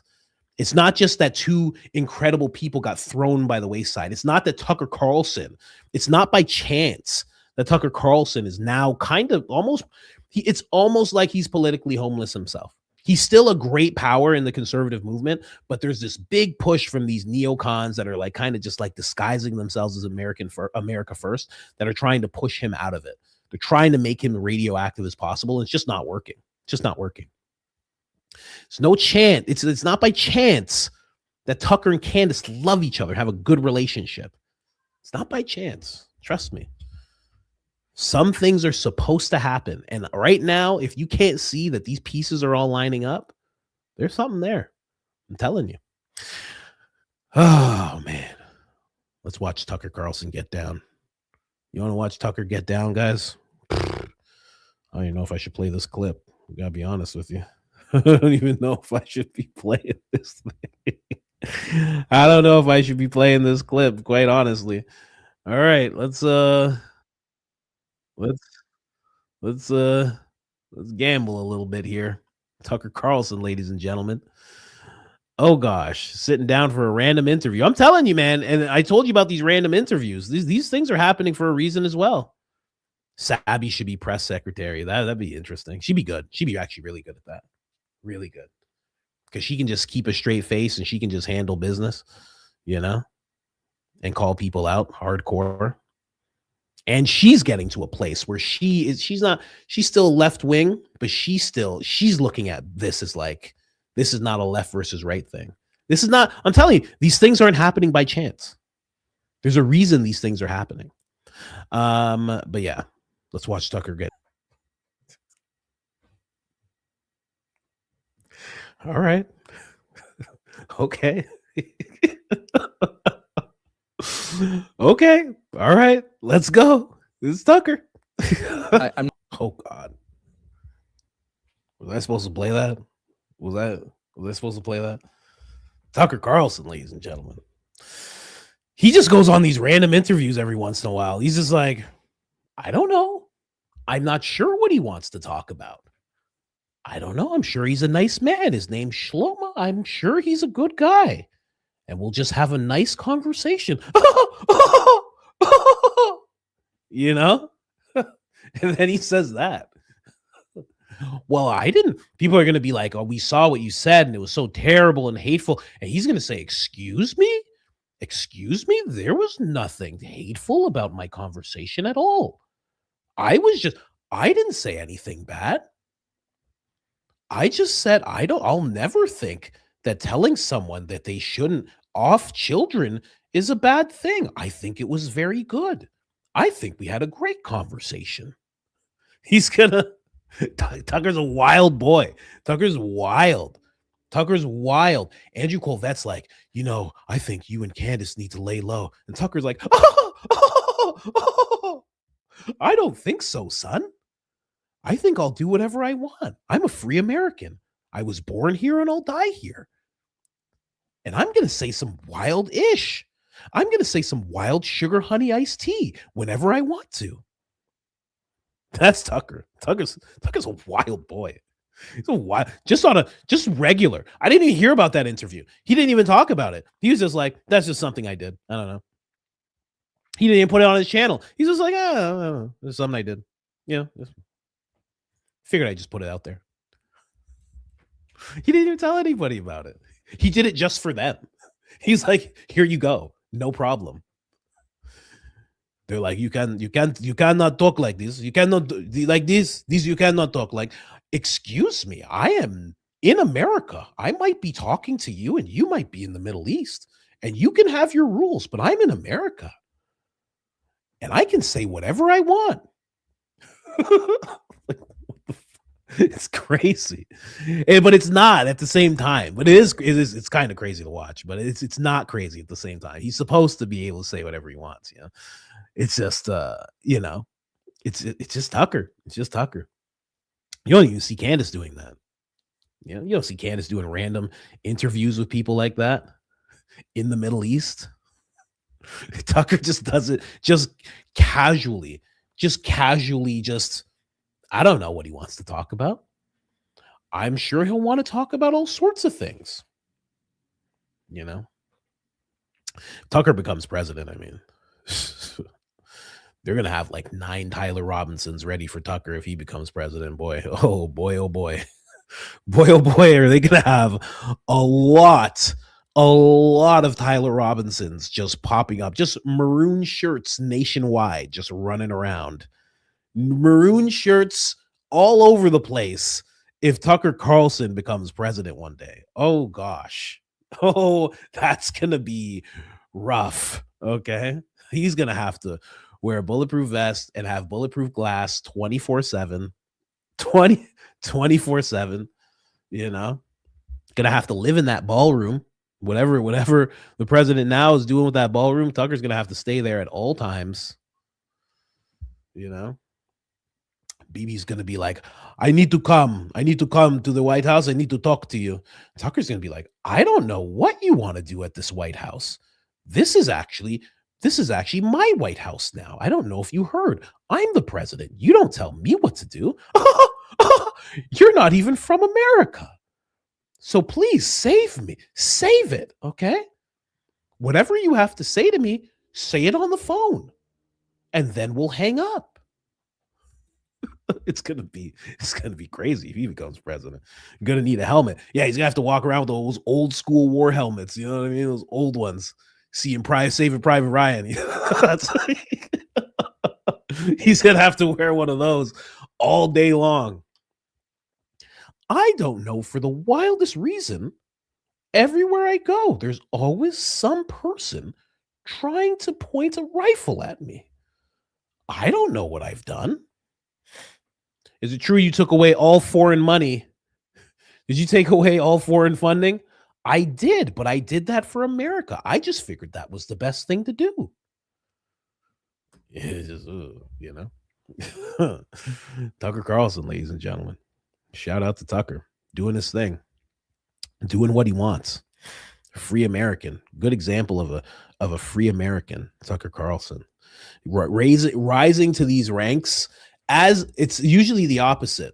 Candace is like this too. You rise to the ranks and usually you start thinking about what you're saying. This happened with Rogan. As Rogan rose through the ranks, he did that apology. He's like, I'm sorry I said the N-word so much over the years, you know, and as he kept rising up, he started watching what he was saying. Tucker's the exact opposite. As he rises up, he's just like, I don't care anymore. He's like, who cares? Who cares? I laugh a little weird. Whatever. I don't care. He's just like, Tucker literally is just like, my kids are grown and there's nothing you can do to me. He's basically just like, you could shoot me if you want. My kids are adults now. Someone said Joe apologized to Theo. I hope he did. I hope he did. He better have had. Why? I don't understand why he wouldn't. Where did he apologize to Theo? I heard this. Somebody tried to tell me about this, but they wanted me to click a link, and there's no shot I'm clicking a link. What podcast did he actually apologize to Theo on? Please let me know. I would love to see that, because he should be apologizing, 100%. Did he do it on the last podcast, or did he do it? Did he do it online to Theo? Let me see here.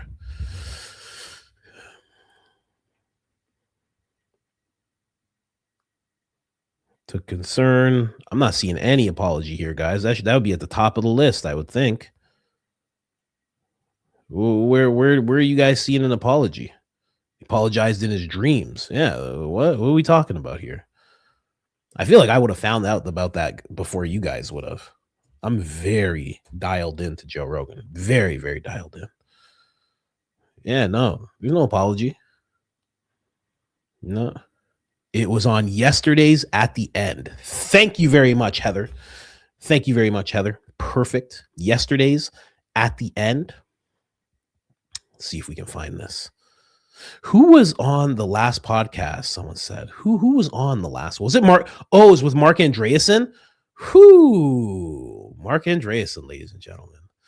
Man, Marc Andreessen, he is when you hear him on Joe Rogan's podcast, he's like a cool billionaire. You know, he was talking about Laurel Canyon and all sorts of interesting stuff when he's on the podcast. But apparently there was a back and forth that they had about data centers, which I found very interesting. Too Lazy to Try. Too Lazy to Try is covering it. Should I just cover Too Lazy to Try? If you guys don't know about Too Lazy to Try, he's a great channel. He's a great channel. Ah, cool. Good for him. Good for him. He should apologize. I think I'm just going to find it on YouTube, because Too Lazy to Try he doesn't like Joe Rogan. I know a lot of people don't like Joe Rogan, but I want to at least look at it from like a non-biased view kind of thing, you know, I don't want to get too biased about the whole thing. But if he did, he said it's near the end. Marc Andreessen. Let's find this apology. Somebody should have timestamped this directly in the comments, you know. When I saw this, when somebody said this to me, they're like, oh, he apologized. I completely thought they were just trying to get me to click a link that would just like destroy my computer. That's the first thing. That's the first thing that comes to mind. And he did it at the end of the podcast. Bro, you got to do that at the beginning of the podcast. You know, you always got to do that type of stuff at the beginning. Let me see. Theo. Let's just put in Theo. Let's find 40 times where Theo said no. Oh, theory. Okay, let me just sort through this. Let's hear this apology. Beautiful. Beautiful. I think I just found it. Ended up. Okay, beautiful. Okay, perfect. Let's hear this. Let's hear this apology. Okay, let's hear this apology, ladies and gentlemen. 3 hours, 1 minute, my wife says. How'd you find it so fast? She found it faster than I did. 3 hours, 1 minute. All right, let's go. Let's get this going. Wife's like, get this show on the road, buddy. Okay. All right. I got you, honey. Right, like, do you really want it to tell you all the truth about, you know, whatever? Anyway, there's that. But there's also, okay, harmful. Okay, well, the harmful and helpful, it's like, okay, do you want it to always agree with you? Okay, well, and then that's what in the field is called the sycophancy issue. The AI is a sycophant, right? It says it sucks up to you, right? And so it's like, oh, I have a, you know, I I want to get a promotion at work. Can you help me do it? 100%. You of all people definitely deserve this promotion. And then you go back the next day. Oh, I didn't get it. The other guy got it. That's so unfair. You were the person who really deserved it. Okay. So that's the easy version. The harder version is I have come up with a design for a perpetual motion machine. You have achieved a physics breakthrough that the greatest minds in physics have been unable to achieve. You are a singular talent in the fact that you haven't received a Nobel Prize. Right. Right. You see where this goes. Right. So that's feeding that's taking the honest and harmless part, like unhelpful part. It's like too helpful. And so the new models are back on that. So what I've done is I've gone the other way. You can load custom prompts and these things. So I've created a prompt that basically says, just give me the brutal truth. Just give me the brutal facts. Don't worry about my feelings. Just like immediately tell me the way that it is. Yeah. The thing just rips the fuck up. Like it, and it literally is. I actually think I have to change it because it starts every answer with, here's why you're wrong. It's like, this assumption's wrong. This assumption's wrong. That statement was wrong. Wow. You really don't understand this at all. And it goes into From an detail. education perspective, though, that's amazing. It's amazing. If It's you really amazing. want to grow. Exactly, 100%. If you want to grow, and so what do you want? Probably you want something in the middle, right? Right. But you got to human values question. You got to decide what you want. All right. Yeah. Well, listen, Mark, it's always a pleasure to have you in here. Folks, stick around because Jamie and I are going to talk about I have to make an apology to Theo Vaughn after this. But this whole thing is fascinating, and I don't know where it's going. And I love that there's people like you that have this rosy perspective. I'm going to have to bring someone on now that thinks we're fucked. There's a lot of them out there. There's a lot of them out there. And I don't know if even they're right. Yeah. I don't think anybody's right. I think we're at this weird stage, like pre-internet times a million, where we don't really know where it's going. And we have a lot of ideas of how it's going to end up, but it's going to be very science fiction. It's going to be something completely strange. But I appreciate your perspective. Thank you very much. Thanks for being here. Great to be here. And good luck with California.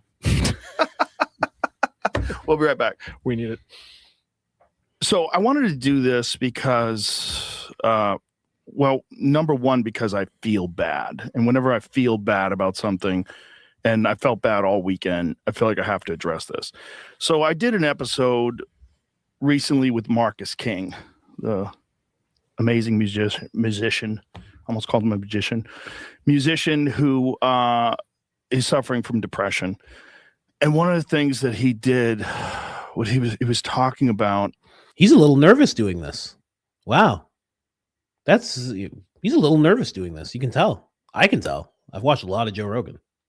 How he looked at a hook that holds a heavy bag and was saying, I wonder if that could hold my weight.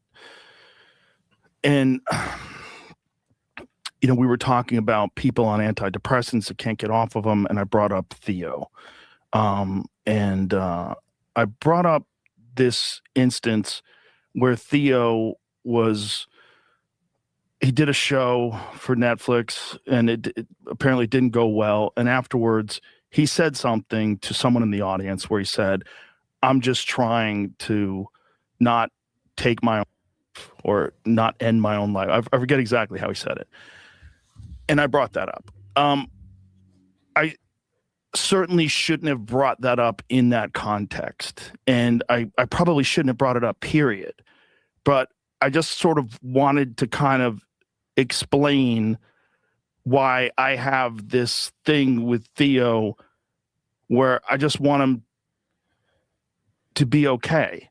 And, we did a podcast a while back where we were talking about, he started talking about Israel, and I was like, I think you're just losing your mind. And a lot of people like, you're covering for Israel. And it wasn't what I was trying to do. And it is my fault. It's clunky. And I was just trying to talk him off the ledge because I had seen this video. And you'd seen that video too. Yeah, sure. Yeah. What did you think when you saw that video? I didn't know there's other context. But yeah, this is the other context. We should say the other context. So there was a woman that was in the crowd, apparently. Now, by the way, I've talked to Theo. I apologize to Theo. And Theo and I, we started laughing 5 minutes into the conversation. We had a long talk. But one of the things that he told me was that video, this woman had said to him that she wanted him to make a video for, and so he said, look, I'm just trying to not end my own life. That's a very Theo thing to say. Yeah. When you take it in that context, it's not as scary. But when you see it by itself, you're like, oh, Jesus. Like, what did you think when you saw that video for the first time? I saw a random video on Twitter one day. I was just like, look at Theo leaving stage, and like, why would you have even said that? Right. That's pretty much what I saw. And I was like, I knew nothing else about it. I got scared. This is a very odd apology. This is very odd, the way that he's going about this. And also, I will say the first thing that comes to mind as this is happening, we've never seen Joe stop a podcast and then say, stay with us, we're going to talk about something else, and then go into it like this. I've never seen that before at all. It's usually off with the guest and they go on the dinner and or lunch or whatever's going on and they hang out. This is different. And in my mind, this kind of shows how powerful Theo's becoming. This is very different. I got scared, first of all, because I love Theo. And second of all, because I've known multiple people that have taken that I was close to that I didn't know they were going to do it until they did it. And when they did it, you feel so fucked and so helpless. You don't know what you could have said or done differently. Since the podcast where I told him, he started talking about Israel and people were saying I was covering for Israel. There's people that even say my wife is Jewish. I don't know why people are saying that, but I get how if you are conspiratorially minded, you would think that that's what I was doing. But if you've listened to the show, you wouldn't think that that's how I've had so many episodes where we criticize it. So many so that I brought in Dave Smith to argue with Douglas Murray because I didn't want Douglas Murray to be able to say these things that were promoting this war in Gaza without someone who's very educated, who understands what's going on, which is Dave, and very good at arguing. Have you ever been? But anyway, from someone says he's giving context to what Theo said. This is way beyond context. The context was just the Netflix show. Like, that's it. Like, what happened at the Netflix show? He said this. Could have called him and said, hey, I heard that you said this. You should, like, why did you say this? Are you okay? Right? They have each other's numbers, as he explained at the beginning. This is far beyond just explanation here. This is way beyond giving context to what Theo said, because this is kind of going in a roundabout way. They're talking about Douglas Murray and Dave Smith and all this stuff. This is way different than just apologizing to Theo. It's like, hey, shouldn't have said that out loud on the podcast. Should have called you. Should have had a conversation. So sorry. Wanted to say it publicly because the other thing I did publicly. Love you, bro. Like, it could have been that quick. But this is going in a very different direction, and it seems like there's another 10 minutes to this. That perspective from that podcast on, Theo has gotten off the meds. He titrated off. He weaned himself off. He's doing yoga every day or running every day. He's doing something. He's much happier, much healthier. So it's for him to see that I think that he's fuck. That's my failing. That's my failing as a friend. That's my failing as a person. And it's also me talking to Marcus, almost sort of selfishly, ham-handedly try to explain why I talk to him the way I talk to him on that podcast. And, these are kind of subjects that sometimes, like, you almost need like a podcast to sort of break down why you were thinking about certain things.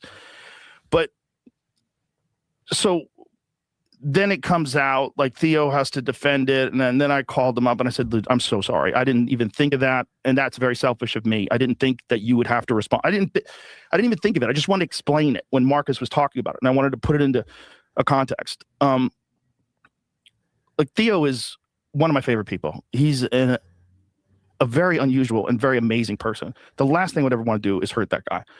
And the last thing I'd ever want to do is say something that would have people think about him in a negative way, which I'm sure I did. And this is one of the reasons why I wanted to make this video and I wanted to apologize. But the whole this problem with, like, people that are suffering, and I'm not even saying he's suffering anymore because I think he's doing well right now, but at times he has been. They don't tell you what's going on. And especially a guy like Theo, I don't see him that often. I see him every few months.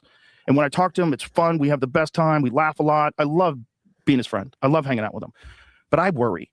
And haven't been through this with, like, Ari, where Ari, like, and I should say this, like, Theo got off antidepressants. Antidepressants probably saved Ari's life. There was Ari Shafir. I'll never forget this. We were playing pool and he was just seemed really weird. And I said, what's going on, man? And he's like, I'm just trying not to kill myself. Oh, fuck. And then we put the pool cues down. I'm like, what's going on? Like, and so I think he was taking an antidepressant, wasn't working. And I got him a different psychiatrist. And they got him on an antidepressant that helped him. And it really helped. And then his life started getting better. His career got way better. That's when This Is Not Happening came out. He was killing it. And then he weaned himself off, and now he's fine. And he's not the only one. I've had a couple other friends that have gotten on antidepressants and fixed their life, at least temporarily, and then they got off of it. I mean, I don't think it's impossible, but I get real scared when people get attached to these things and they can't get off of them. And this is the case, I think, at least in some part. I mean, Theo was on them for like 20 years. And I'd send him a bunch of these articles about these people that like lose feeling in their genitals and all these crazy side effects of getting off of these things. The scariest way to scare your friend, you know? He's like, I'm thinking about not doing this anymore. And he's like, here's an article about your genitals not being able to have feeling anymore. That's kind of wild. It's a little bit wild. This is a very serious topic, but he's the one that brought up genitals. I didn't bring up genitals. So I'm going to comment on that. It's just very interesting that he's going through this. This is a lot, buddy. So see, like, yeah, somebody's like, is this a humiliation ritual for Theo? Because this is like, you know, if they talk, hey man, I'm going to publicly just say I was wrong. You know, like somebody's like, is this a humiliation ritual? Someone said he's so worried, can't stop worrying, forever worrying about Theo. Theo must really need some help. Like it's that type of weirdness, you know? And I don't think Joe's a malicious person at all, you know? I know that's where the thought process goes with this whole thing, you know, temperature checks and whatnot. But I mean, what is this? Why are you doing this so much? This could have took a few seconds. Like, hey, like I literally thought, like, you know, someone said it's at the end. I was like, oh, it's just going to be at the end. He's going to say, oh, I said this about Theo. I shouldn't have said it. It was so wrong. Theo's actually doing great. I love you, Theo. Bye. And then the music starts. That's what I thought was going to happen just now. I didn't think we'd be locked into this for this many minutes. This is crazy. This is like old school era of Coach Colin here. And so when I feel, you know, having that conversation with Marcus and not doing a good job and just sort of selfishly explaining Theo's situation and not even knowing the context of that thing, I felt like I did a huge disservice to my friend and also to people listening, like, especially in this clips environment where people are getting things from clips. You'd see that and you go, oh, you fucking asshole. Like, what are you doing? You're throwing your friend under the bus. And if you're upset at that, you're right. Like, I'm upset at me. So I can understand why you would be upset at me. That was never my intention. But both. Someone says, why criticize the way he's apologizing? Well, I don't know. Maybe, you know what, actually, to this person, who's this? Jennifer, you're probably one of those people who give the worst apologies ever. That's why you're unclear of why everybody is criticizing the way he's apologizing, right? Because most of us, when we apologize, it's real quick. It's real cut and dry. It's real. Because you know what somebody doesn't want to hear? All the explanation of why they said what they said. They literally, when someone wants an apology, they want you to say, I'm sorry for what I did. And I was wrong to do what I did. And I'm very sorry that it hurt you. And I will not do it again. That's what people are looking for when they want an apology, right? And if they talked on the phone and they had an apology and maybe they said, hey, man, I'm going to bring it up on the podcast just to straighten things out, you would think it would be, hey, I was wrong. That's not what's going on with Theo. Theo already addressed it. And from now on, when it comes to Theo and his well-being, I'm going to let Theo address it because he has a podcast that's almost as big as mine. So I'm going to let Theo do what he does. That's why people are criticizing this apology. This is not a good apology. But also, you know, at least he's doing it, you know, at least he's doing it. Because when the Charlie Kirk thing popped up, he apologized for what he said about Charlie Kirk, but he didn't really address what he said about Theo. So the fact that he's addressing that and addressing everything, it is good. It is good, you know, but also it's like, it's a lot. This is a lot right now.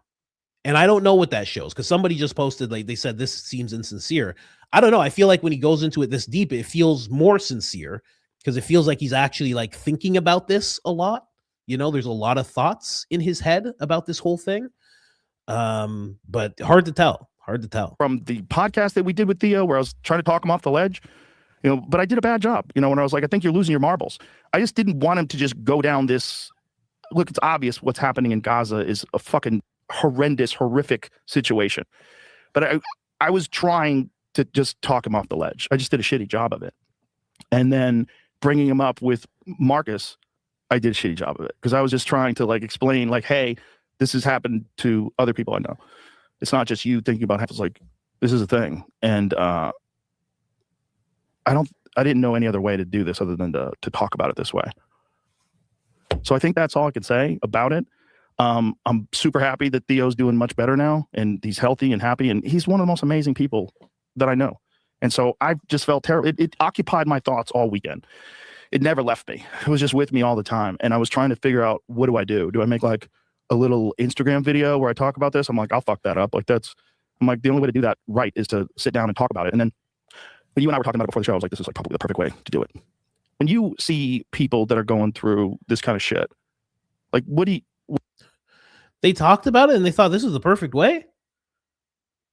Man.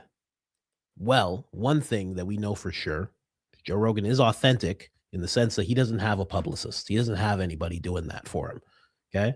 You can never put that into question for Joe Rogan ever again. He just talks about it with Jamie and that's it. So yeah. And then somebody says, what ledge? Theo was fine. Yeah. That's the big thing too. Theo in that podcast wasn't saying anything too crazy. He was saying what so many people are saying, you know?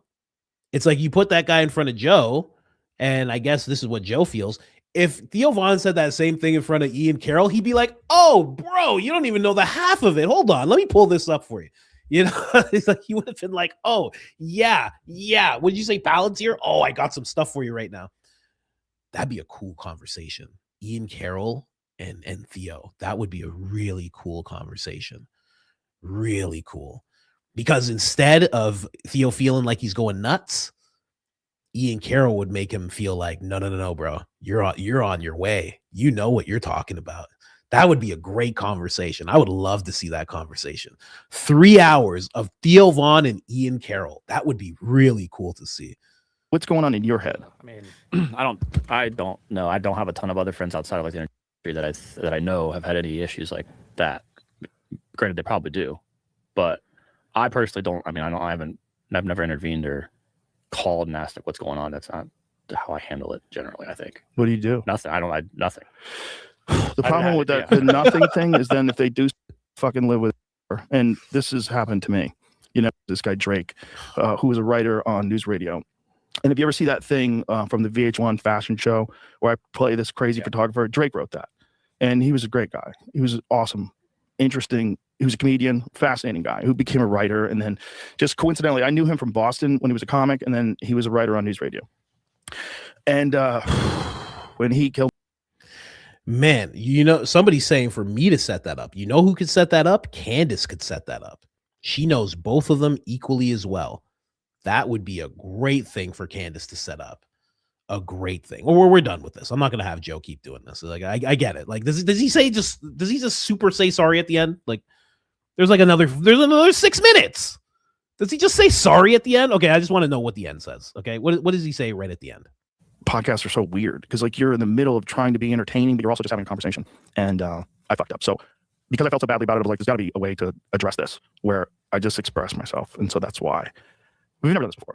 We've never done this kind of a thing after a podcast, but Theo's very important to me.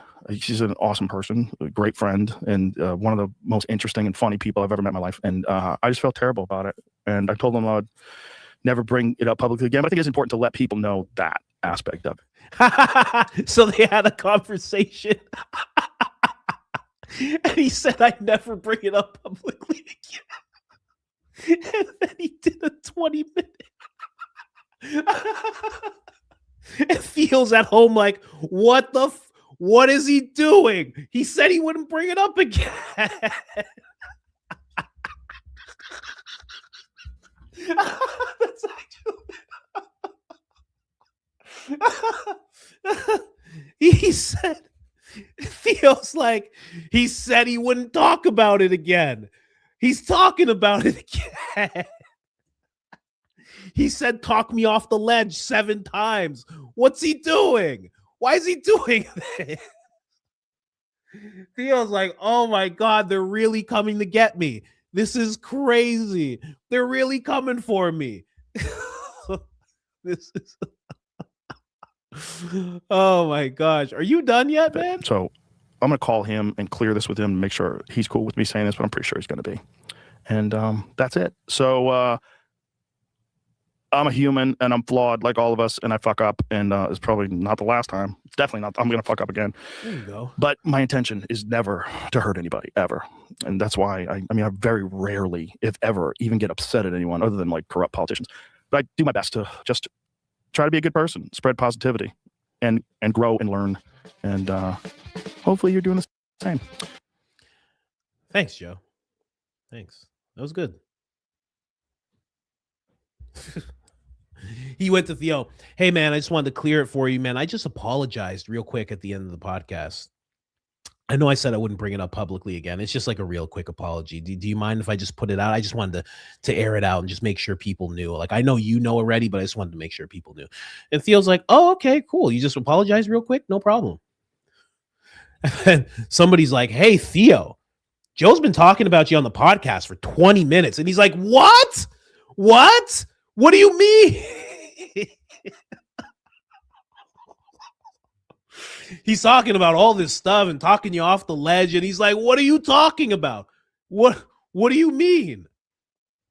Oh, yeah, the guest left and everything. It's just him and Jay, and they're just talking about you. And he's just like, why are they doing this? Oh, my gosh. I can't wait to see Theo Von's next video. I can't wait. I'm checking right now to see if it's even up. I can't wait to see his video. Oh, gosh. Joe's got me coughing up phlegm. That's why I'm never taking that picture down. Guy makes me belly laugh. You kidding me? Makes me belly laugh. Keep this picture up forever. 5 days ago. Still nothing. Still nothing. Still the Mike Tyson one. I got to watch it. But geez almighty, that was wild. But again, it is good at the end of the day that he did say, hey, sorry,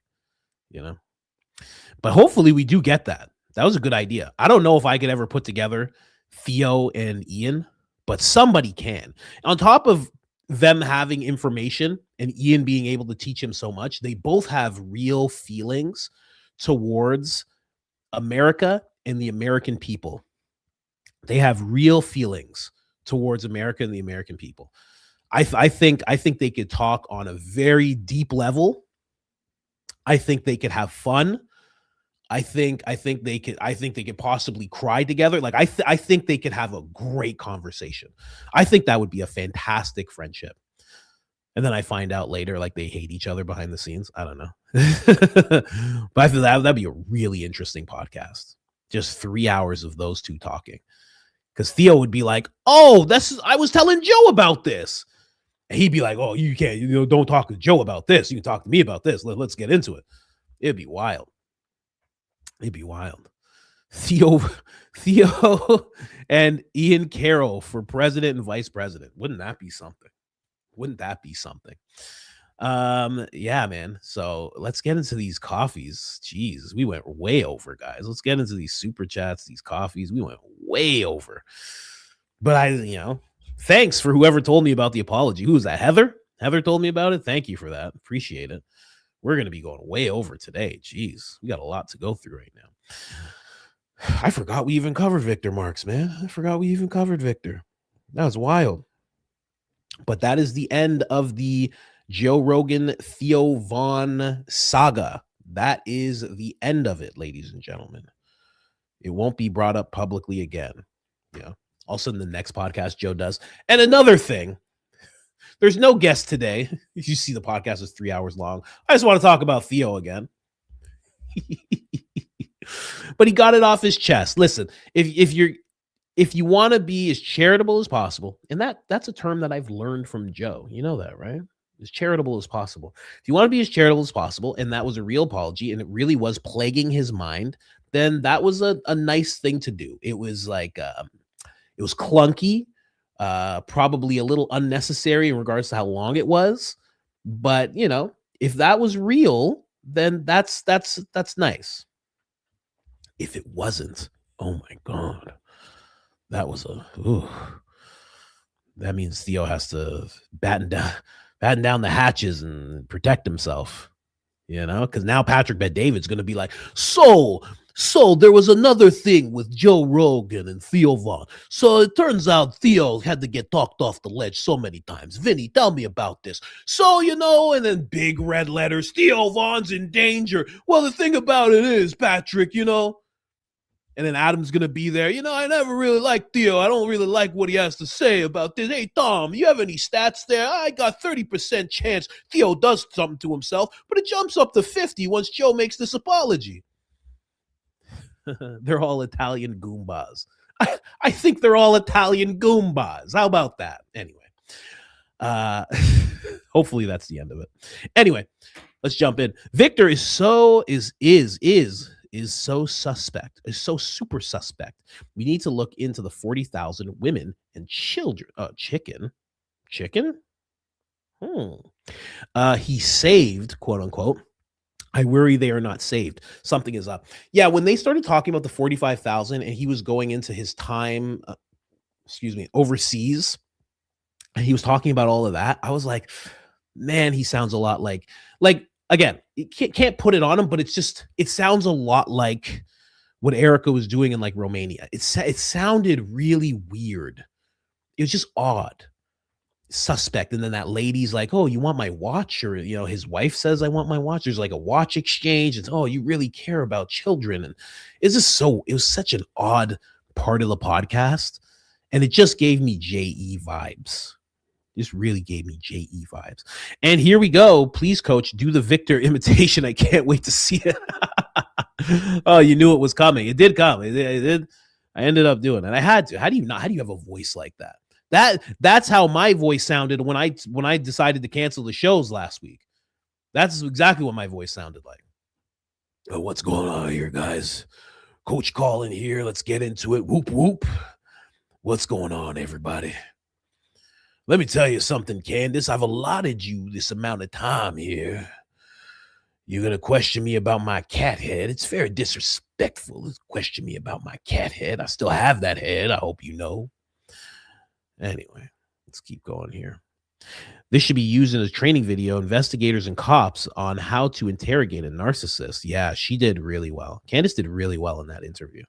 Really, really solid job. Really, again, the way she established that boundary right away, vital. You have to establish that right away. Coach, I struggle to understand how Charlie could have been so blind to everything wrong that we've uncovered other than demonic influences, perhaps.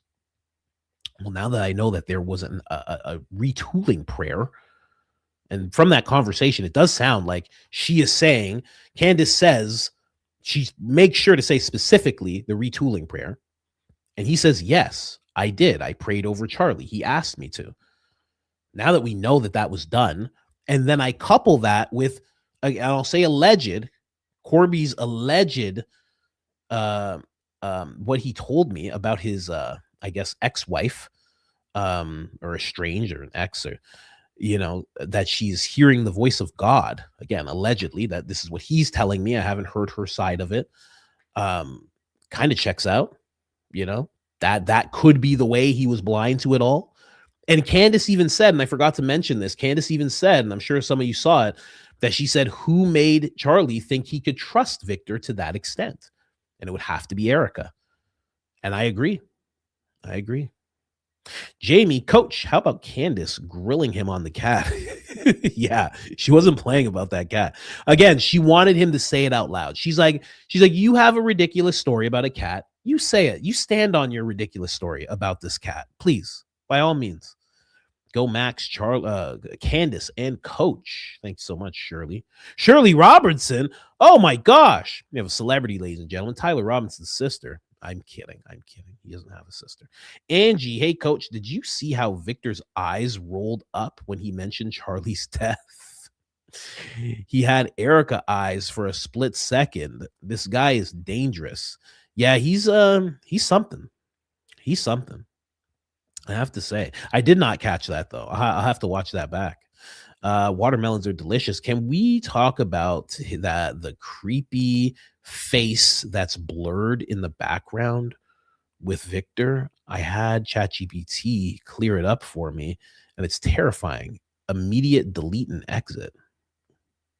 What? Huh? What are you talking about? What face that's in? Oh, which face? Hold on, I gotta actually be in the chat here. Which face are you talking about? Is it the face at the top, or is it the face at the bottom? My kid's screaming because she can't come in here, I think. Or it's because she wants to put something in her eye and mom's not allowing her to. Yeah, which face? Which face you talking about? It can only be, I mean, it doesn't change. So there's this face, there's a tiger face. That's not this face down here. You guys can't even see it, of course. You still can't see it, of course. That face down there, that's the only thing I can think of. Anyway, no, I have not seen it, but we definitely need to. The kid, is that a kid? Interesting. Yeah, like I said, if you zoom in on a lot of what he has going on in that room, I'm sure some things will pop up. Kim Brown, also, who is this? Watermelons are delicious. If you're on X, show me what you're talking about. Like, show it to me so I can see it, so we don't have to guess over here. Coach, have you seen Ali Top Files birth plan? EK, in her own words, goes into great detail about giving birth. So many oddities. Let's investigate. That's interesting. I have not seen that. Ali goes down some interesting rabbit holes. Candace Owens' team has super advanced tech called search bar. Yeah, control find, control F, Shady Logos, after losing Thomas Massie, I'm betting without much doubt that there's going to be some big data center popping up in Kentucky soon. Ooh, wow, that's something to look out for. That is something to look out for. True. And probably more specifically, Lewis County, where Massie lives. He would be against that. He'd be very against that. Very, very against it. And this Ed guy would be all for it. He'd be like, listen, it's surveillance, huh? Well, I'm not supposed to tell him it's for surveillance? Oh, but surveillance is good. Yeah, Victor Von Doom. Settle down, little boy. Philip, what's going on, Philip? That's funny. Victor Von Doom. Yeah. Interesting. He is like that character. He is like that character a little bit. Like if there was a movie that had Doom in it, Victor could play that character really well. His voice, he could play that character really well. Really well. In my mom era, we know Victor is a liar. I find it hard to believe he prayed over Charlie. Maybe that was to show us they were friends. Doesn't make sense how he saw through him. Doesn't make sense how we saw through him in 1 minute, but Charlie didn't. Well, maybe it took Charlie a minute or two, right? We didn't have somebody we love present Victor to us. We had Victor presented to us through Candace. We saw it through a different lens right away. Maybe it took Charlie a second. Maybe Charlie said, okay, thanks, like the guy. And maybe he found out more about him. And then he was like, okay, let's move away from this guy. Or maybe Victor was doing the same thing that Corby experienced, where it was like, it starts off very nice and amazing. And you have this amazing connection with this girl and you guys are lovely. And then the next thing you know, he's like, hey, how can I take control of Turning Point? Charlie's like, okay, we're done here. You never know. You have no idea what their private conversations were. Not saying Victor did that, but maybe something escalated a little bit and Charlie felt a little bit, uncomfortable. Nove Girl, what do you think about him admitting Big E was what? What do you mean? Big E? Erica? He didn't admit that to Erica. I audibly gasped. I couldn't believe how many times he plugged his YouTube videos. Gross. Which Big E are you talking about? Einstein, quote unquote? The island boy? Or are you talking about Erica? Because I have no idea if he said that about Erica. I do not think he did. or else I would have audibly gasped as well right away. Victor Glenn Beck, son, at event updating him. It was Glenn who saw Charlie had a pulse to Megan Kelly, who it was Glenn who said Charlie had a pulse to Megan Kelly, and Glenn announcing his passing. Really? Yeah, see, somebody said little E is Erica is little E. I don't know. I don't know about that. You'd have to show me that timestamp in that video. I've never seen that. But Victor, Glenn Beck's son, really, at event updating him. It was Glenn who said Charlie had a pulse. Huh. I don't remember that. Well, I wasn't really looking into Glenn Beck when that happened, but I first heard he had a pulse from Tim Pool. That's who I saw it from. Tim Pool was the first one that I saw say that Charlie had a pulse. UFO 120, Candace deserves a standing ovation for handling that possessed guy. I don't trust charities that operate abroad in war zones. Yeah, the rules get real blurry, real gray and blurry over in war zones, right? Remember 3 Cups of Tea, author Greg Mortensen? No, I don't. And many others? No, I don't. Never heard of that book, 3 Cups of Tea. Corby, I have not been contacted by authorities. Victor asked me to give him my location. I rejected and told him to have the authorities call me. They haven't. There were no threats. It's all fabricated. Lawsuit in progress. Whoa. So this is what you meant when you said updates tomorrow. That is wild. Really? Okay. That's very interesting. So he said to you, hey, give me your location. That's nuts. I knew I should have asked you to be on the show yesterday. I was going to when we were talking last night. I was like, should I ask him to be on the show? And I was like, nah, this show's going to be too crazy. It's going to be too crazy. So he was like, you give me your location so the authorities can contact you or come see you. That's crazy. That's not how, hey, I don't know if I have to tell anybody this. It's not how the authorities work. They don't say, hey, private citizen, can you get in contact with this person so we can go and see them? Find out their location for us. They don't usually do that. No. They have enough data centers that they could find Corby on their own. So he would, just me.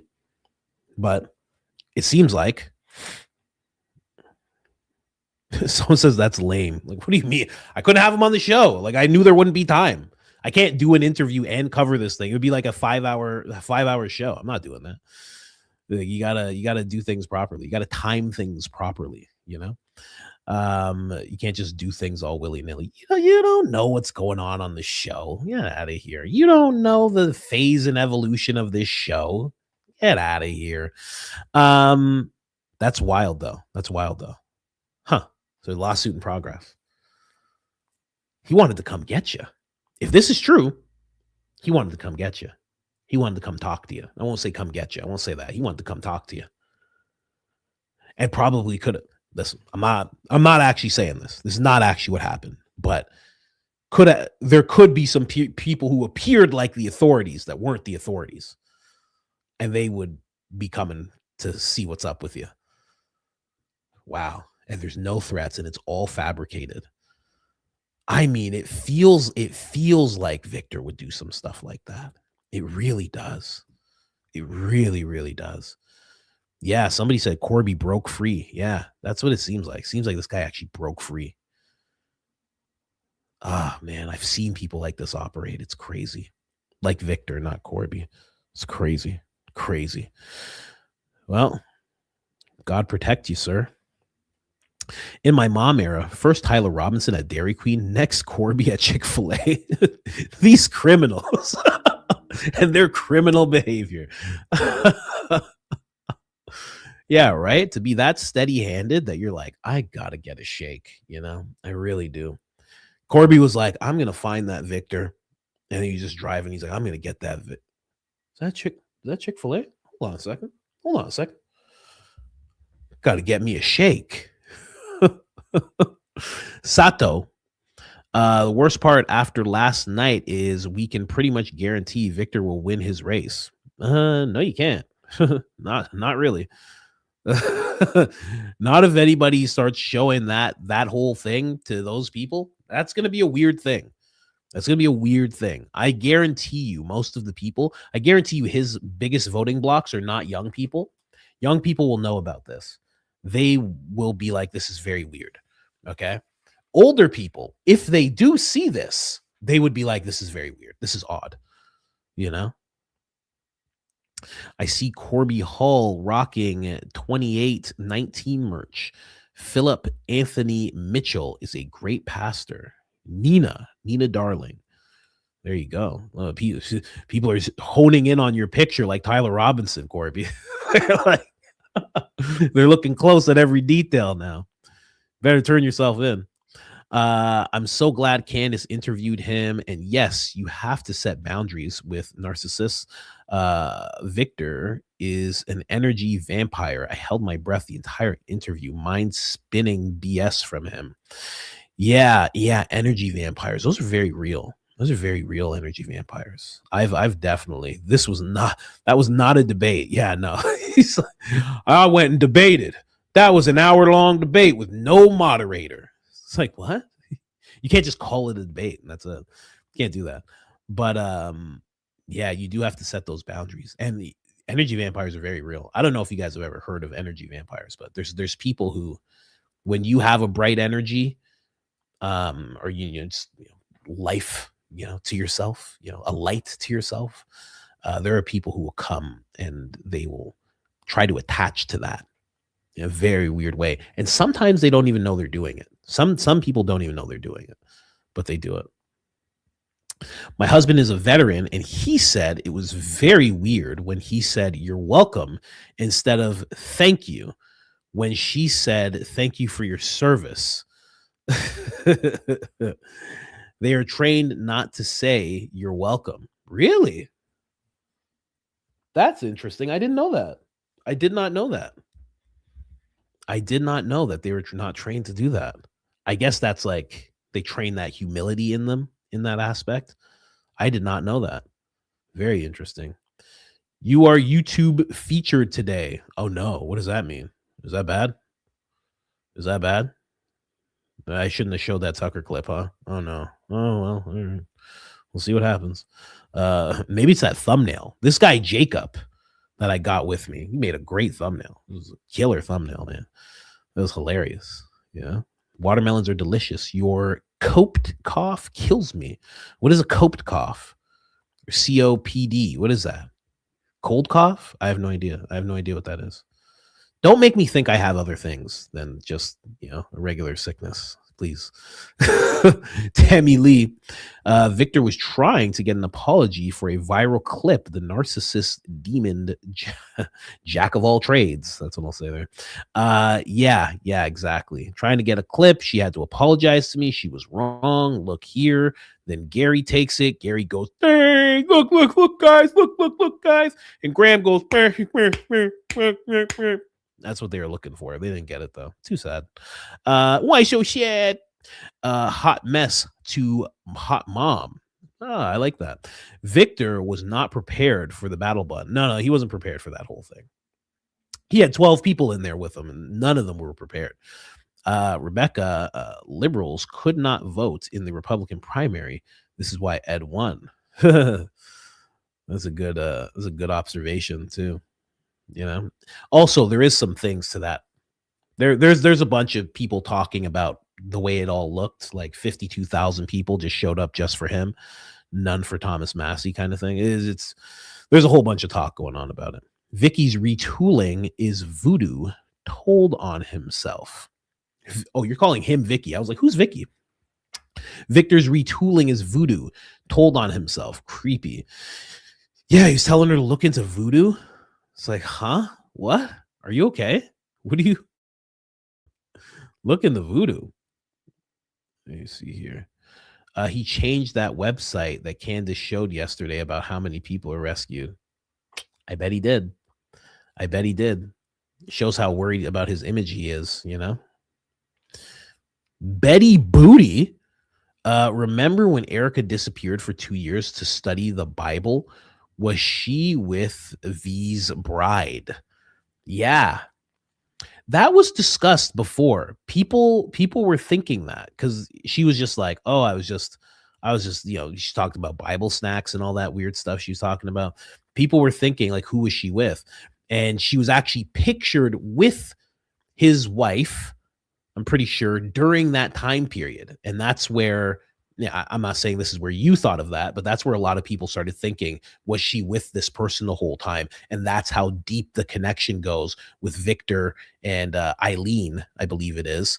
And it's interesting because that's exactly what Corby is saying he experienced, is that he and his wife were involved with these two. Wife kept talking to them while he did not, and then turmoil ensued. And then it looks like Erica both talking to these people. Erica continues talking to them. Charlie distanced himself. Turmoil ensues. Yeah, allegedly. Yeah, people talk about them fighting, but we don't actually know. Ed Franks, I've seen the scales fall off of Sean Ryan's eyes recently. Excuse me? I've seen the scales fall off of Sean Ryan's eyes recently. He showed up in Valhalla's chat last night, pretty heated about Massie's primary results. He's a well-needed voice on our side. That's very interesting. I thought you were going a different direction. You're like, you seen the scales fall off of his eyes. I'm like, oh no. I'm like, send me the timestamp. He was in Valhalla's chat, heated. That's very interesting. Just venting on Valhalla's chat. That's wild. Okay, that's cool. I didn't know that. Koala, T Koala. In the Candace Victor interview at 38 minutes, Victor Marx says he prayed over someone and they manifested a demon. Did he want to manifest the demon? Well, yeah. Well, I can't say yeah, but when they go in, according to Corby, and according to Victor in this interview, it seems like there is a process where they are establishing where the demons are. So it could be that they are saying, okay, we're going to find these demons that are attached to you, or it could be him trying to manifest the demon. One more avenue it could be that he is prepping this person in this circle to be attached to by demons, which is why he asked how many there are, and then he asked fears and things of that nature. I don't know. The whole thing sounds really occulty. It's really weird. I would love to see a recording of it. I would love to see. He said he recorded Colby's. Corby, sorry. He says he records a bunch of them. I would love to see just one. I would love to see that in action. A second donation for the diaper fund. Thank you so much. Yeah, when there's two butts that need diapers, good gosh, it's a lot. I feel like I'm going it feels like we're getting diapers every 4 days or something like that. This is crazy. Jama, diapers are expensive. The presidents in Philadelphia have made it worse. Thank you so much. Appreciate that. Yeah, they're a lot. They're a lot, man.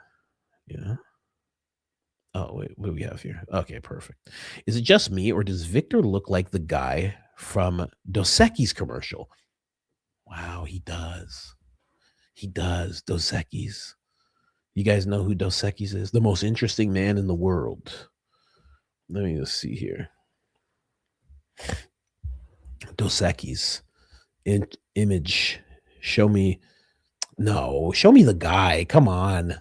They're showing me the beard. You know, nobody wants to see the beard. He does kind of look like the guy. That's funny. That's actually really funny. He does kind of look like that guy. I don't always do retooling prayers, but when I do, my eyes go black. Stay thirsty, friends. Yeah. I don't always run guns, but when I do, they're straight to Haiti. Stay thirsty, my friends. You know.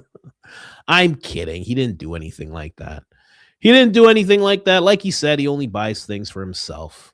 You know, Heather Collins. It was on yesterday's at the end. Thank you so much for letting me know about that, Heather. Really, really appreciate it.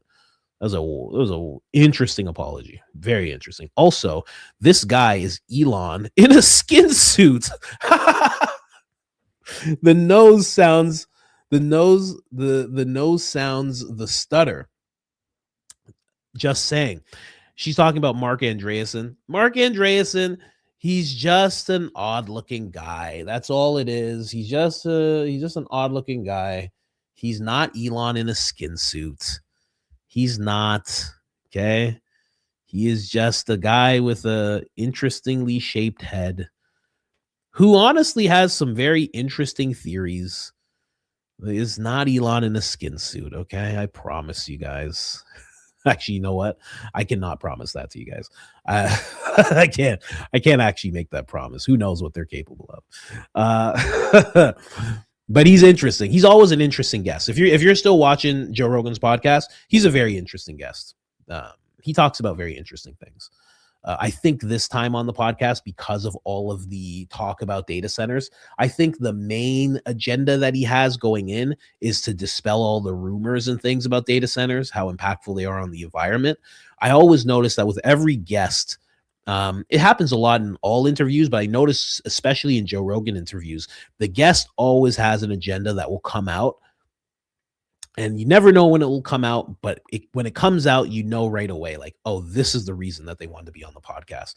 And that's probably his reason, because he's very invested in the data centers. And he's on that panel that I told you guys about, the panel of science and technology that was quietly formed by the administration.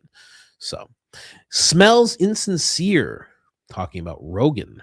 You could smell it. You could smell it. The ledge was Philadelphia. Yeah. The only time he mentioned the ledge is when he was talking about Theo talking about Philadelphia. You're right about that.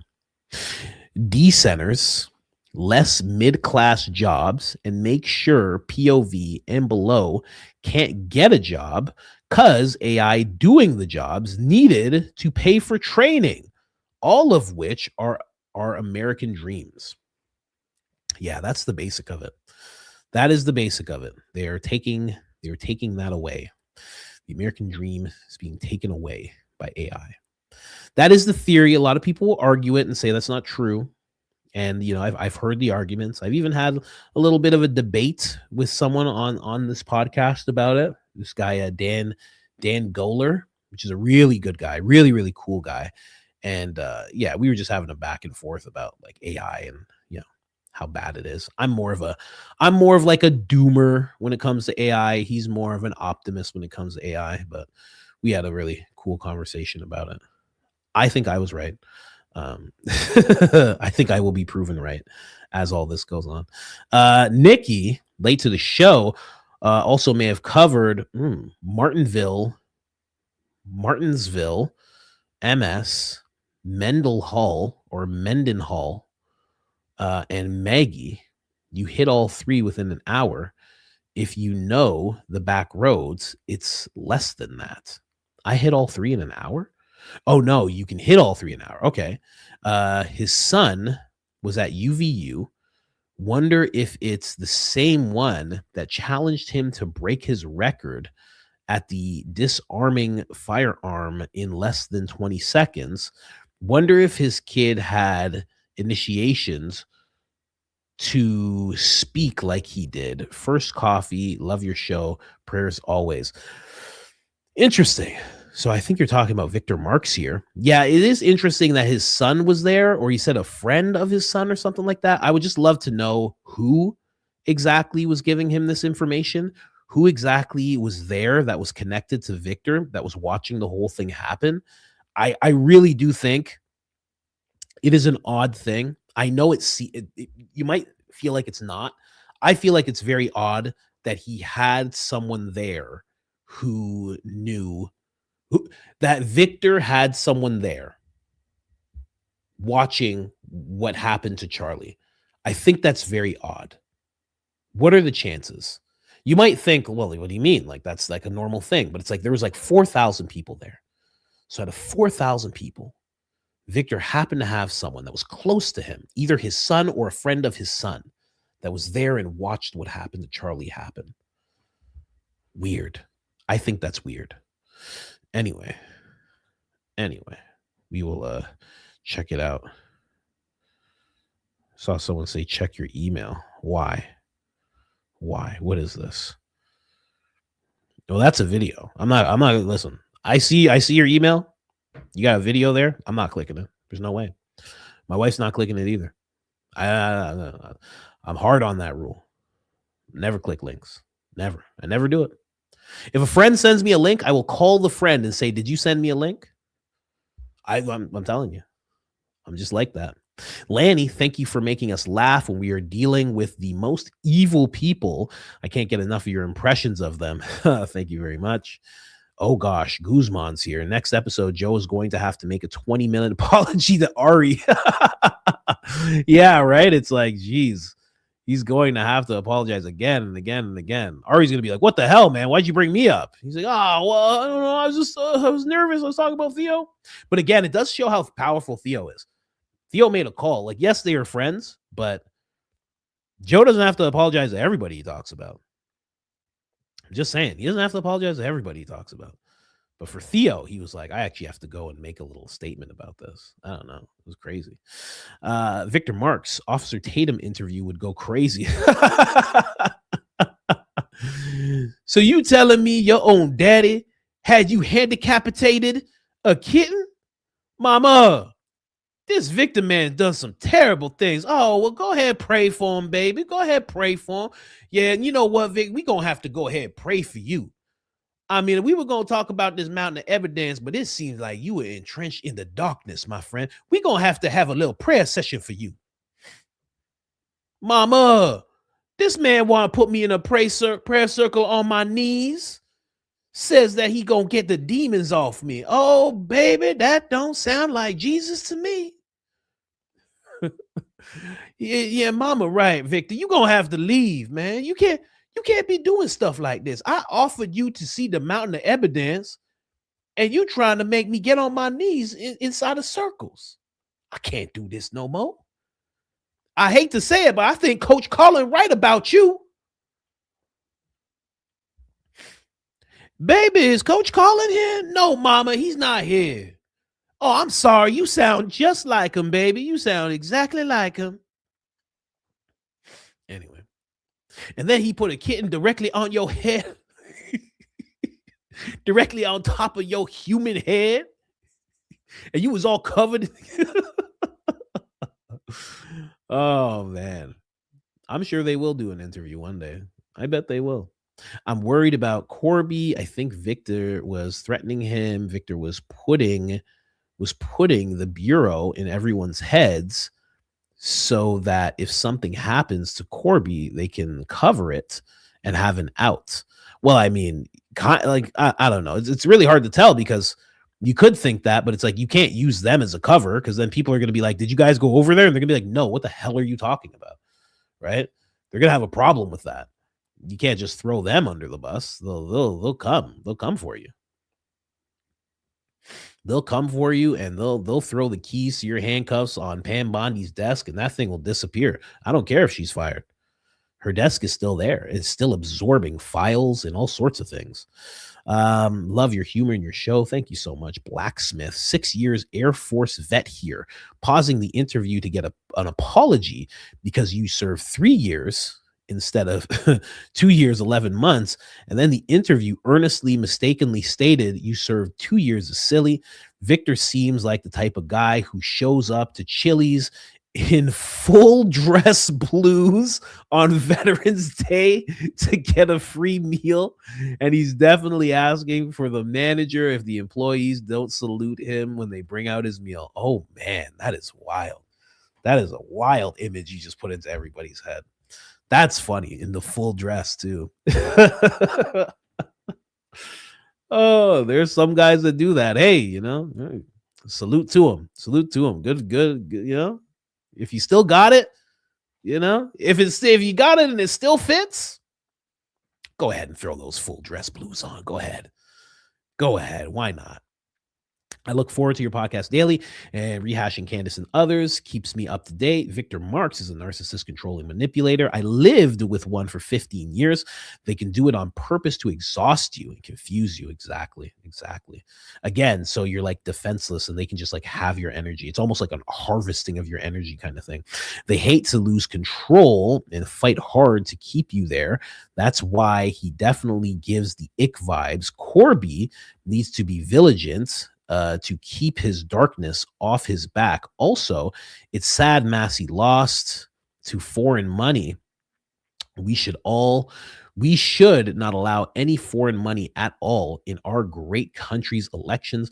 They belong to the people. If you can't get elected in merit, kick rocks. MAGA is dead. POTUS is no longer the man we thought he was. Get well. Thank you very much. Well said. KLM 88, Victor Marx equals Darvo Master. Yuck. Made my skin crawl. Yeah, very, very good at that. Very, very good at that. Ralphie.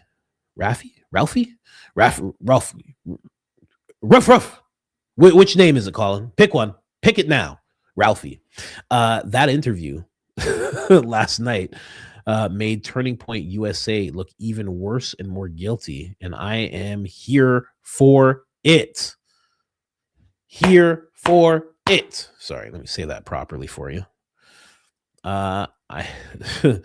Since I watch you every morning drinking my coffee, I might as well buy you one too. Thank you so much. Appreciate you. That's a wild name you have there.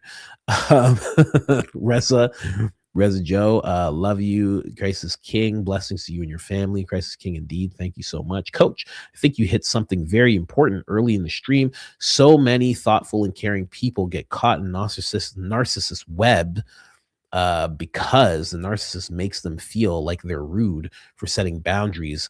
It's such a subtle tactic. They act offended or just enough of a hint of it that you think you're the one in the wrong when you don't let them take more than you plan to give. That's a good way of putting it. That's actually a really good way of putting it. More people need to recognize this for what it is and not be afraid to keep their distance or put a narcissist in their place, or anybody. You know, it's not like you just set boundaries just for narcissists, man. You set boundaries for everybody in your life. Your parents, everybody. You need those boundaries of things, right? I mean, it helps a lot. Especially if you're one of those people that's like a people pleaser, or you're like a giver, you're always trying to give and give and give. You need to set that up. You know, you set it up for yourself and for them as well, because you will end up resenting them for everything they've took from you. But if you're a people pleaser, you shouldn't be allowing that to happen. So you'll be mad at the people who you're giving so much to, but you didn't establish the boundary to say, I only will give this much and I won't go past that. You know, so you do it for yourself, but you also do it for the people around you. You do it for healthy relationships. Just a thought, but should we have an age where you can't vote / work in politics any longer? Maybe 75, 80 years old, you aren't likely going to be around to see policies play out. Yep, 100%. That's a yes, exactly. Boomers voted in Ed, plain and simple. I'm from WV. It's very similar to Kentucky. Little amount of young people compared to older folks. The young all move away. All right-wing older folks watch Fox News and take that as fact. And they are proudly, and that R is proudly MAGA. You look at Kentucky's stats. Ages 62 and older are the biggest voting demographic. Wow, I didn't know that. Make the age old, not we need a cutoff. Whereas people aren't in their right minds and won't be here. They can't vote. I know exactly what you mean. And you're right. I think there needs to be term limits. Yeah, especially. Well, I don't know. Like voting. You know, you can make the argument for voting definitely to be serving in politics. Definitely serving in politics. It's like it's too much. It's too much. Like what was that woman's name? Rest in peace. She passed away. She was like in her 90s. I think it was Finkel. Was it like Finkelstein or something like that? Her name. but she was at the point where she was like sitting there and they'd be saying something. And then the person beside her, who was like one of her aides or handlers or whatever, was like, she's like, what did they say? And the person said back to her, just say yes. It's like, what? You can't have that. That's crazy. And she passed away like that. Like, that's a sad state to pass away. You'd always think, yeah, Diana Feinstein. There you go.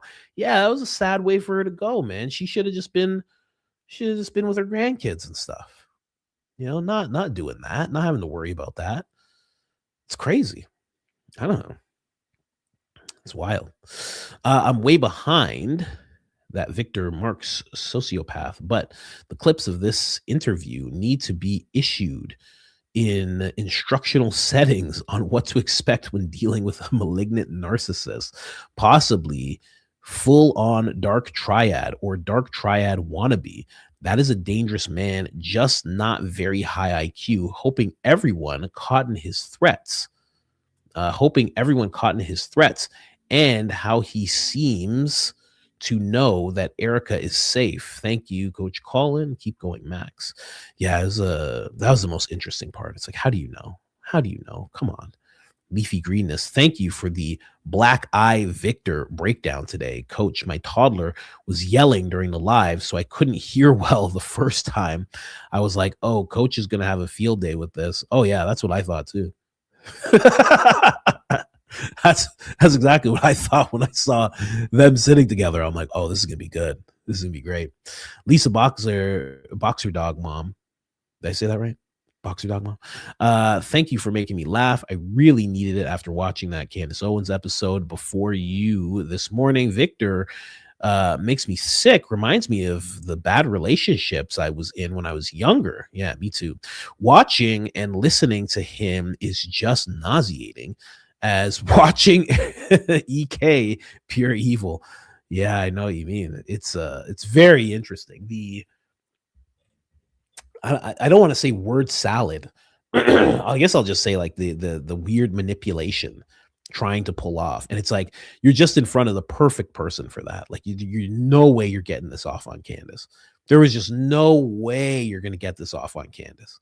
I love that she wouldn't let it happen. And she just stayed good.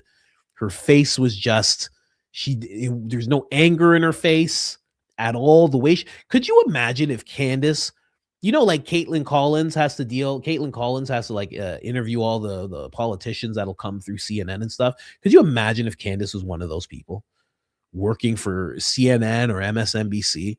She would be so dangerous to those politicians. If she had to sit and interview politicians about things or be in congressional hearings, oh my God, it'd be like doomsday for those people.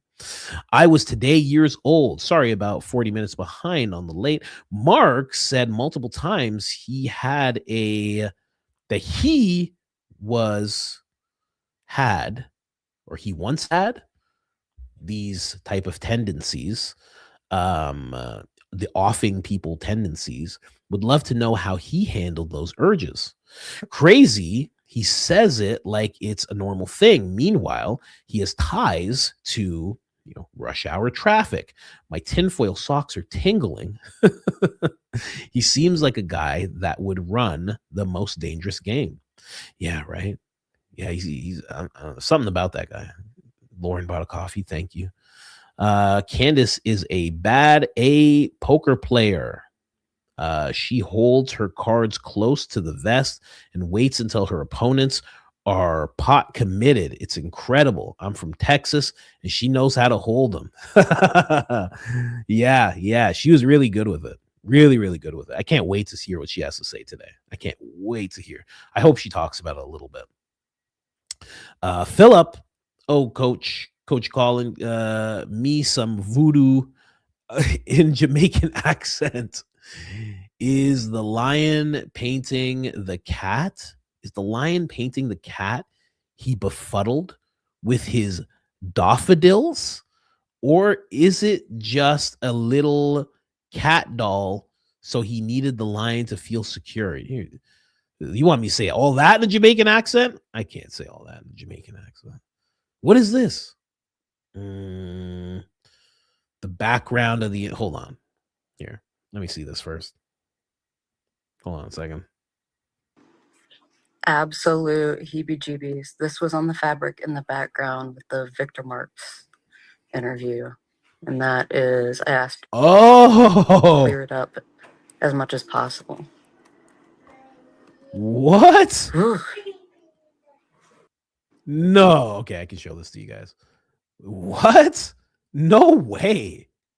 Absolute heebie-jeebies. This was on the fabric in the background with the Victor Marx interview. And that is, I asked ChatGPT to clear it up as much as possible. Wow. Whew. That's crazy. That's crazy. Wow. Interesting. Okay. Okay. All right. Jeez. Thanks for that. Kind of. Coach, love the commentary. Love your commentary, Coach. Thank you very much. Have I read this before? Siempre. Let me see. How many are here? A whole bunch of people stepped in today. Let's see. Miss Chris Viz. Hello, all. I have to watch later. My mom has a doctor's appointment, but I wanted to ask if you follow Gen X Girl on X. The stuff she is posting is so revealing on how the gov has been totally bought off by you-know-who. Update on my channel, my little channel. I'm no high-tech mommy, nunca. But I am embracing my hands being seen. I have given myself a deadline of June 1st. That's very soon. Hit the likes. Siempre. Peace and good health to all. Thank you very much. Can't wait to see it. Thank you for voicing your hesitation with the Hunter interview. I hope Candace comes at him like she did Victor. That would be very interesting if she did. If she even gave just a little, even just a few minutes of that, because Hunter doesn't get that from anyone he does interviews with. He doesn't get any real push. Like not in, I would love to see that. Why does he have a Finger Lakes tattoo on his back? Hunter? And his dad wasn't a part of the elite. MAGA, please. I'm hesitantly optimistic about this interview. Also, Tucker interview with Oliver Stone's son. He never actually says he left Masonry and never uses the name Jesus, only light and dark. Yeah, I noticed that too. That's why I was saying he's lost. He's just lost. And yes, he didn't actually leave. I don't know if he actually left, but I don't know. Just weird. Ignorant and well-meaning, sure, but that's it. He's very glowy in my opinion. Feels very limited hangout and not Christian. As a president once almost said, hoodwinked me once, shame on me. Hoodwinked me twice. Well, I'm not going to get hoodwinked again.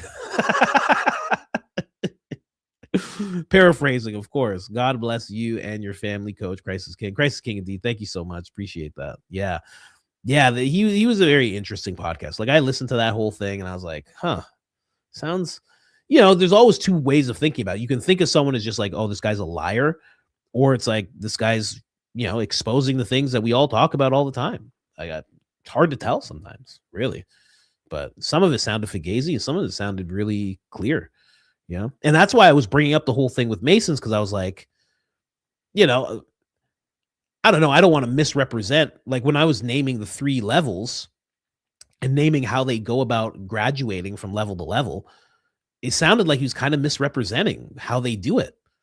It was weird. He was talking about calls from demons and like didn't get the call. And then the Masons were like, oh, I guess you don't belong to us. Like, what are you talking about? Like, I know all the theories about Masons as well, but I'm like, I'm not going to that's not how it works. Like, obviously you're not even talking about the rituals. That's what made me think, I'm like, this guy's just weird. I don't know. It was a weird thing. Go watch that interview if you haven't already. It's cool. The Tucker interview when they were talking about, can't talk about that. Let's keep going. Reminded me of Monsters Inc. Ironically, yeah. Can't talk about any of that. Joe also shut down Eddie Bravo when he tried to tell him about what was going on with Chris Cornell and Chester Bennington right before they left the planet. Yep. I remember that. Eddie was like, hey, man, like you should look into what they were talking about and what they were working on and the films they were working on. And, you know, Rogan just shut it right down. He's like, no. He's like, that's not what happened. They did it. They did it to themselves. That's it. He's like, don't do this to their family, Eddie. That's what he said to him. Don't do this to their family. And he's like, okay. He's like, I'll stop. Okay, another 5. My third so far to get a mailing address. I have some cool gifts to send Coach that he'll love. You're saying he'll, like as if someone else is reading this. It's me. Yes, for no response. I'm a geezer on a fixed income. So what's the problem here? Well, there's no problem. There's no problem at all. I don't even know where I would send this to. Do I reply to this? Like, I'm not sure what you want me to do here. Teal Jaro 007. You can judge me all you want, but I'm a little giddy for that Hunter Biden interview. So am I now. I've flip-flopped. If you don't know, I've completely flip-flopped on that interview, and I am pumped for it as well. I want to see what happens. I want to see anything can happen with a Candace Owens interview. That's what she has proven with this Victor Marx interview. So I'm on board fully. Hey, Coach, great show. I really hope. Yeah. Okay. So we already read all this. We'll check if there's any more that popped up. Whew. Wow. Yeah. This was a long one, guys. That Rogan apology sent us into the 3.5 hours, guys. It's not usually what I have planned.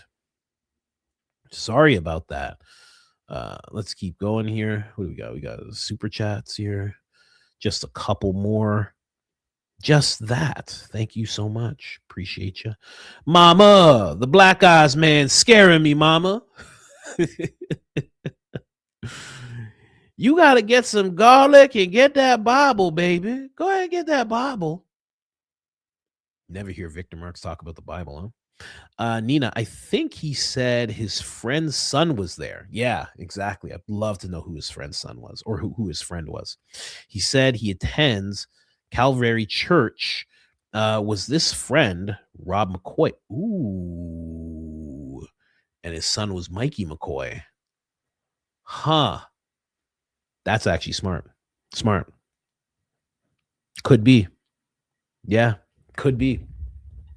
Anyway, Rogan didn't apologize to Theo. He did the apology schmear because his Philadelphia slip was shown. Yeah, I know what you mean. I love Rogan. Man, come on. Don't be like this, Rogan. I know what you mean. We'll see. I want to see what Theo has to say. That's what I really want. Because even the weirdest part with the Joe Rogan thing is he started going into his wife. He's like, people think my wife's Philadelphian. She's not even Philadelphian. It's like, hey, bro, nobody. This doesn't have to be a part of the apology. Why are you bringing that up? How do you even know? You don't even read the comments. Do you know how deep in the comments you have to be to know about the theory? Excuse me, that Joe Rogan's wife is from Philadelphia and it's half on her mother's side. And her mother was also involved in the Ashbury Clinic. And that's the reason that all 3 of them are connected. That's why she got with him, right? Because she has a mother that has experience at the Ashbury Clinic and was involved when the Ashbury Clinic was really like popping. If you know, you know. You know how deep you have to be into things to know that? I know that. Joe Rogan shouldn't know that. Why does he know? I don't know. It's weird. It's crazy. Yeah, someone said Balak Tones' wife is Philadelphian too. I'm like, you have to be really deep in the comments to know that. He says he doesn't read any comments. I'm just saying, it was the weirdest part of the whole thing to me. I was like, this is very odd. I'm like, why is he talking about all this? He doesn't need to talk about all this just to apologize. I don't know. I've apologized to a few people. It takes like 40 seconds, sometimes 2 minutes, if you really hurt them. But anyway, guys, got to say bye to everybody. Thank you guys so much for being here. Really, really appreciate it. For the whole time you guys were here, We hit 6,000 people in the chat. Nunca, nunca, siempre, siempre. I know Black Poppy. Thank you so much, guys. We really do appreciate it. We will be back tomorrow, 100%. Make sure to check out Candace. I don't know what she has coming next. Maybe it's another interview. Maybe she's just going to talk about what happened with Victor Marx, but you'll have to tune in to find out. Baron is off once again. Maybe check in with Ian. I don't know what's going on. I'll drop a clip on this channel. Well, I'll drop something on this channel. I'm not sure what it's actually going to be. And then I will, the clip channel is always popping, so you can go over there as well. Anyways, guys, thank you guys so much for showing up. Really do appreciate it. I will see you tomorrow.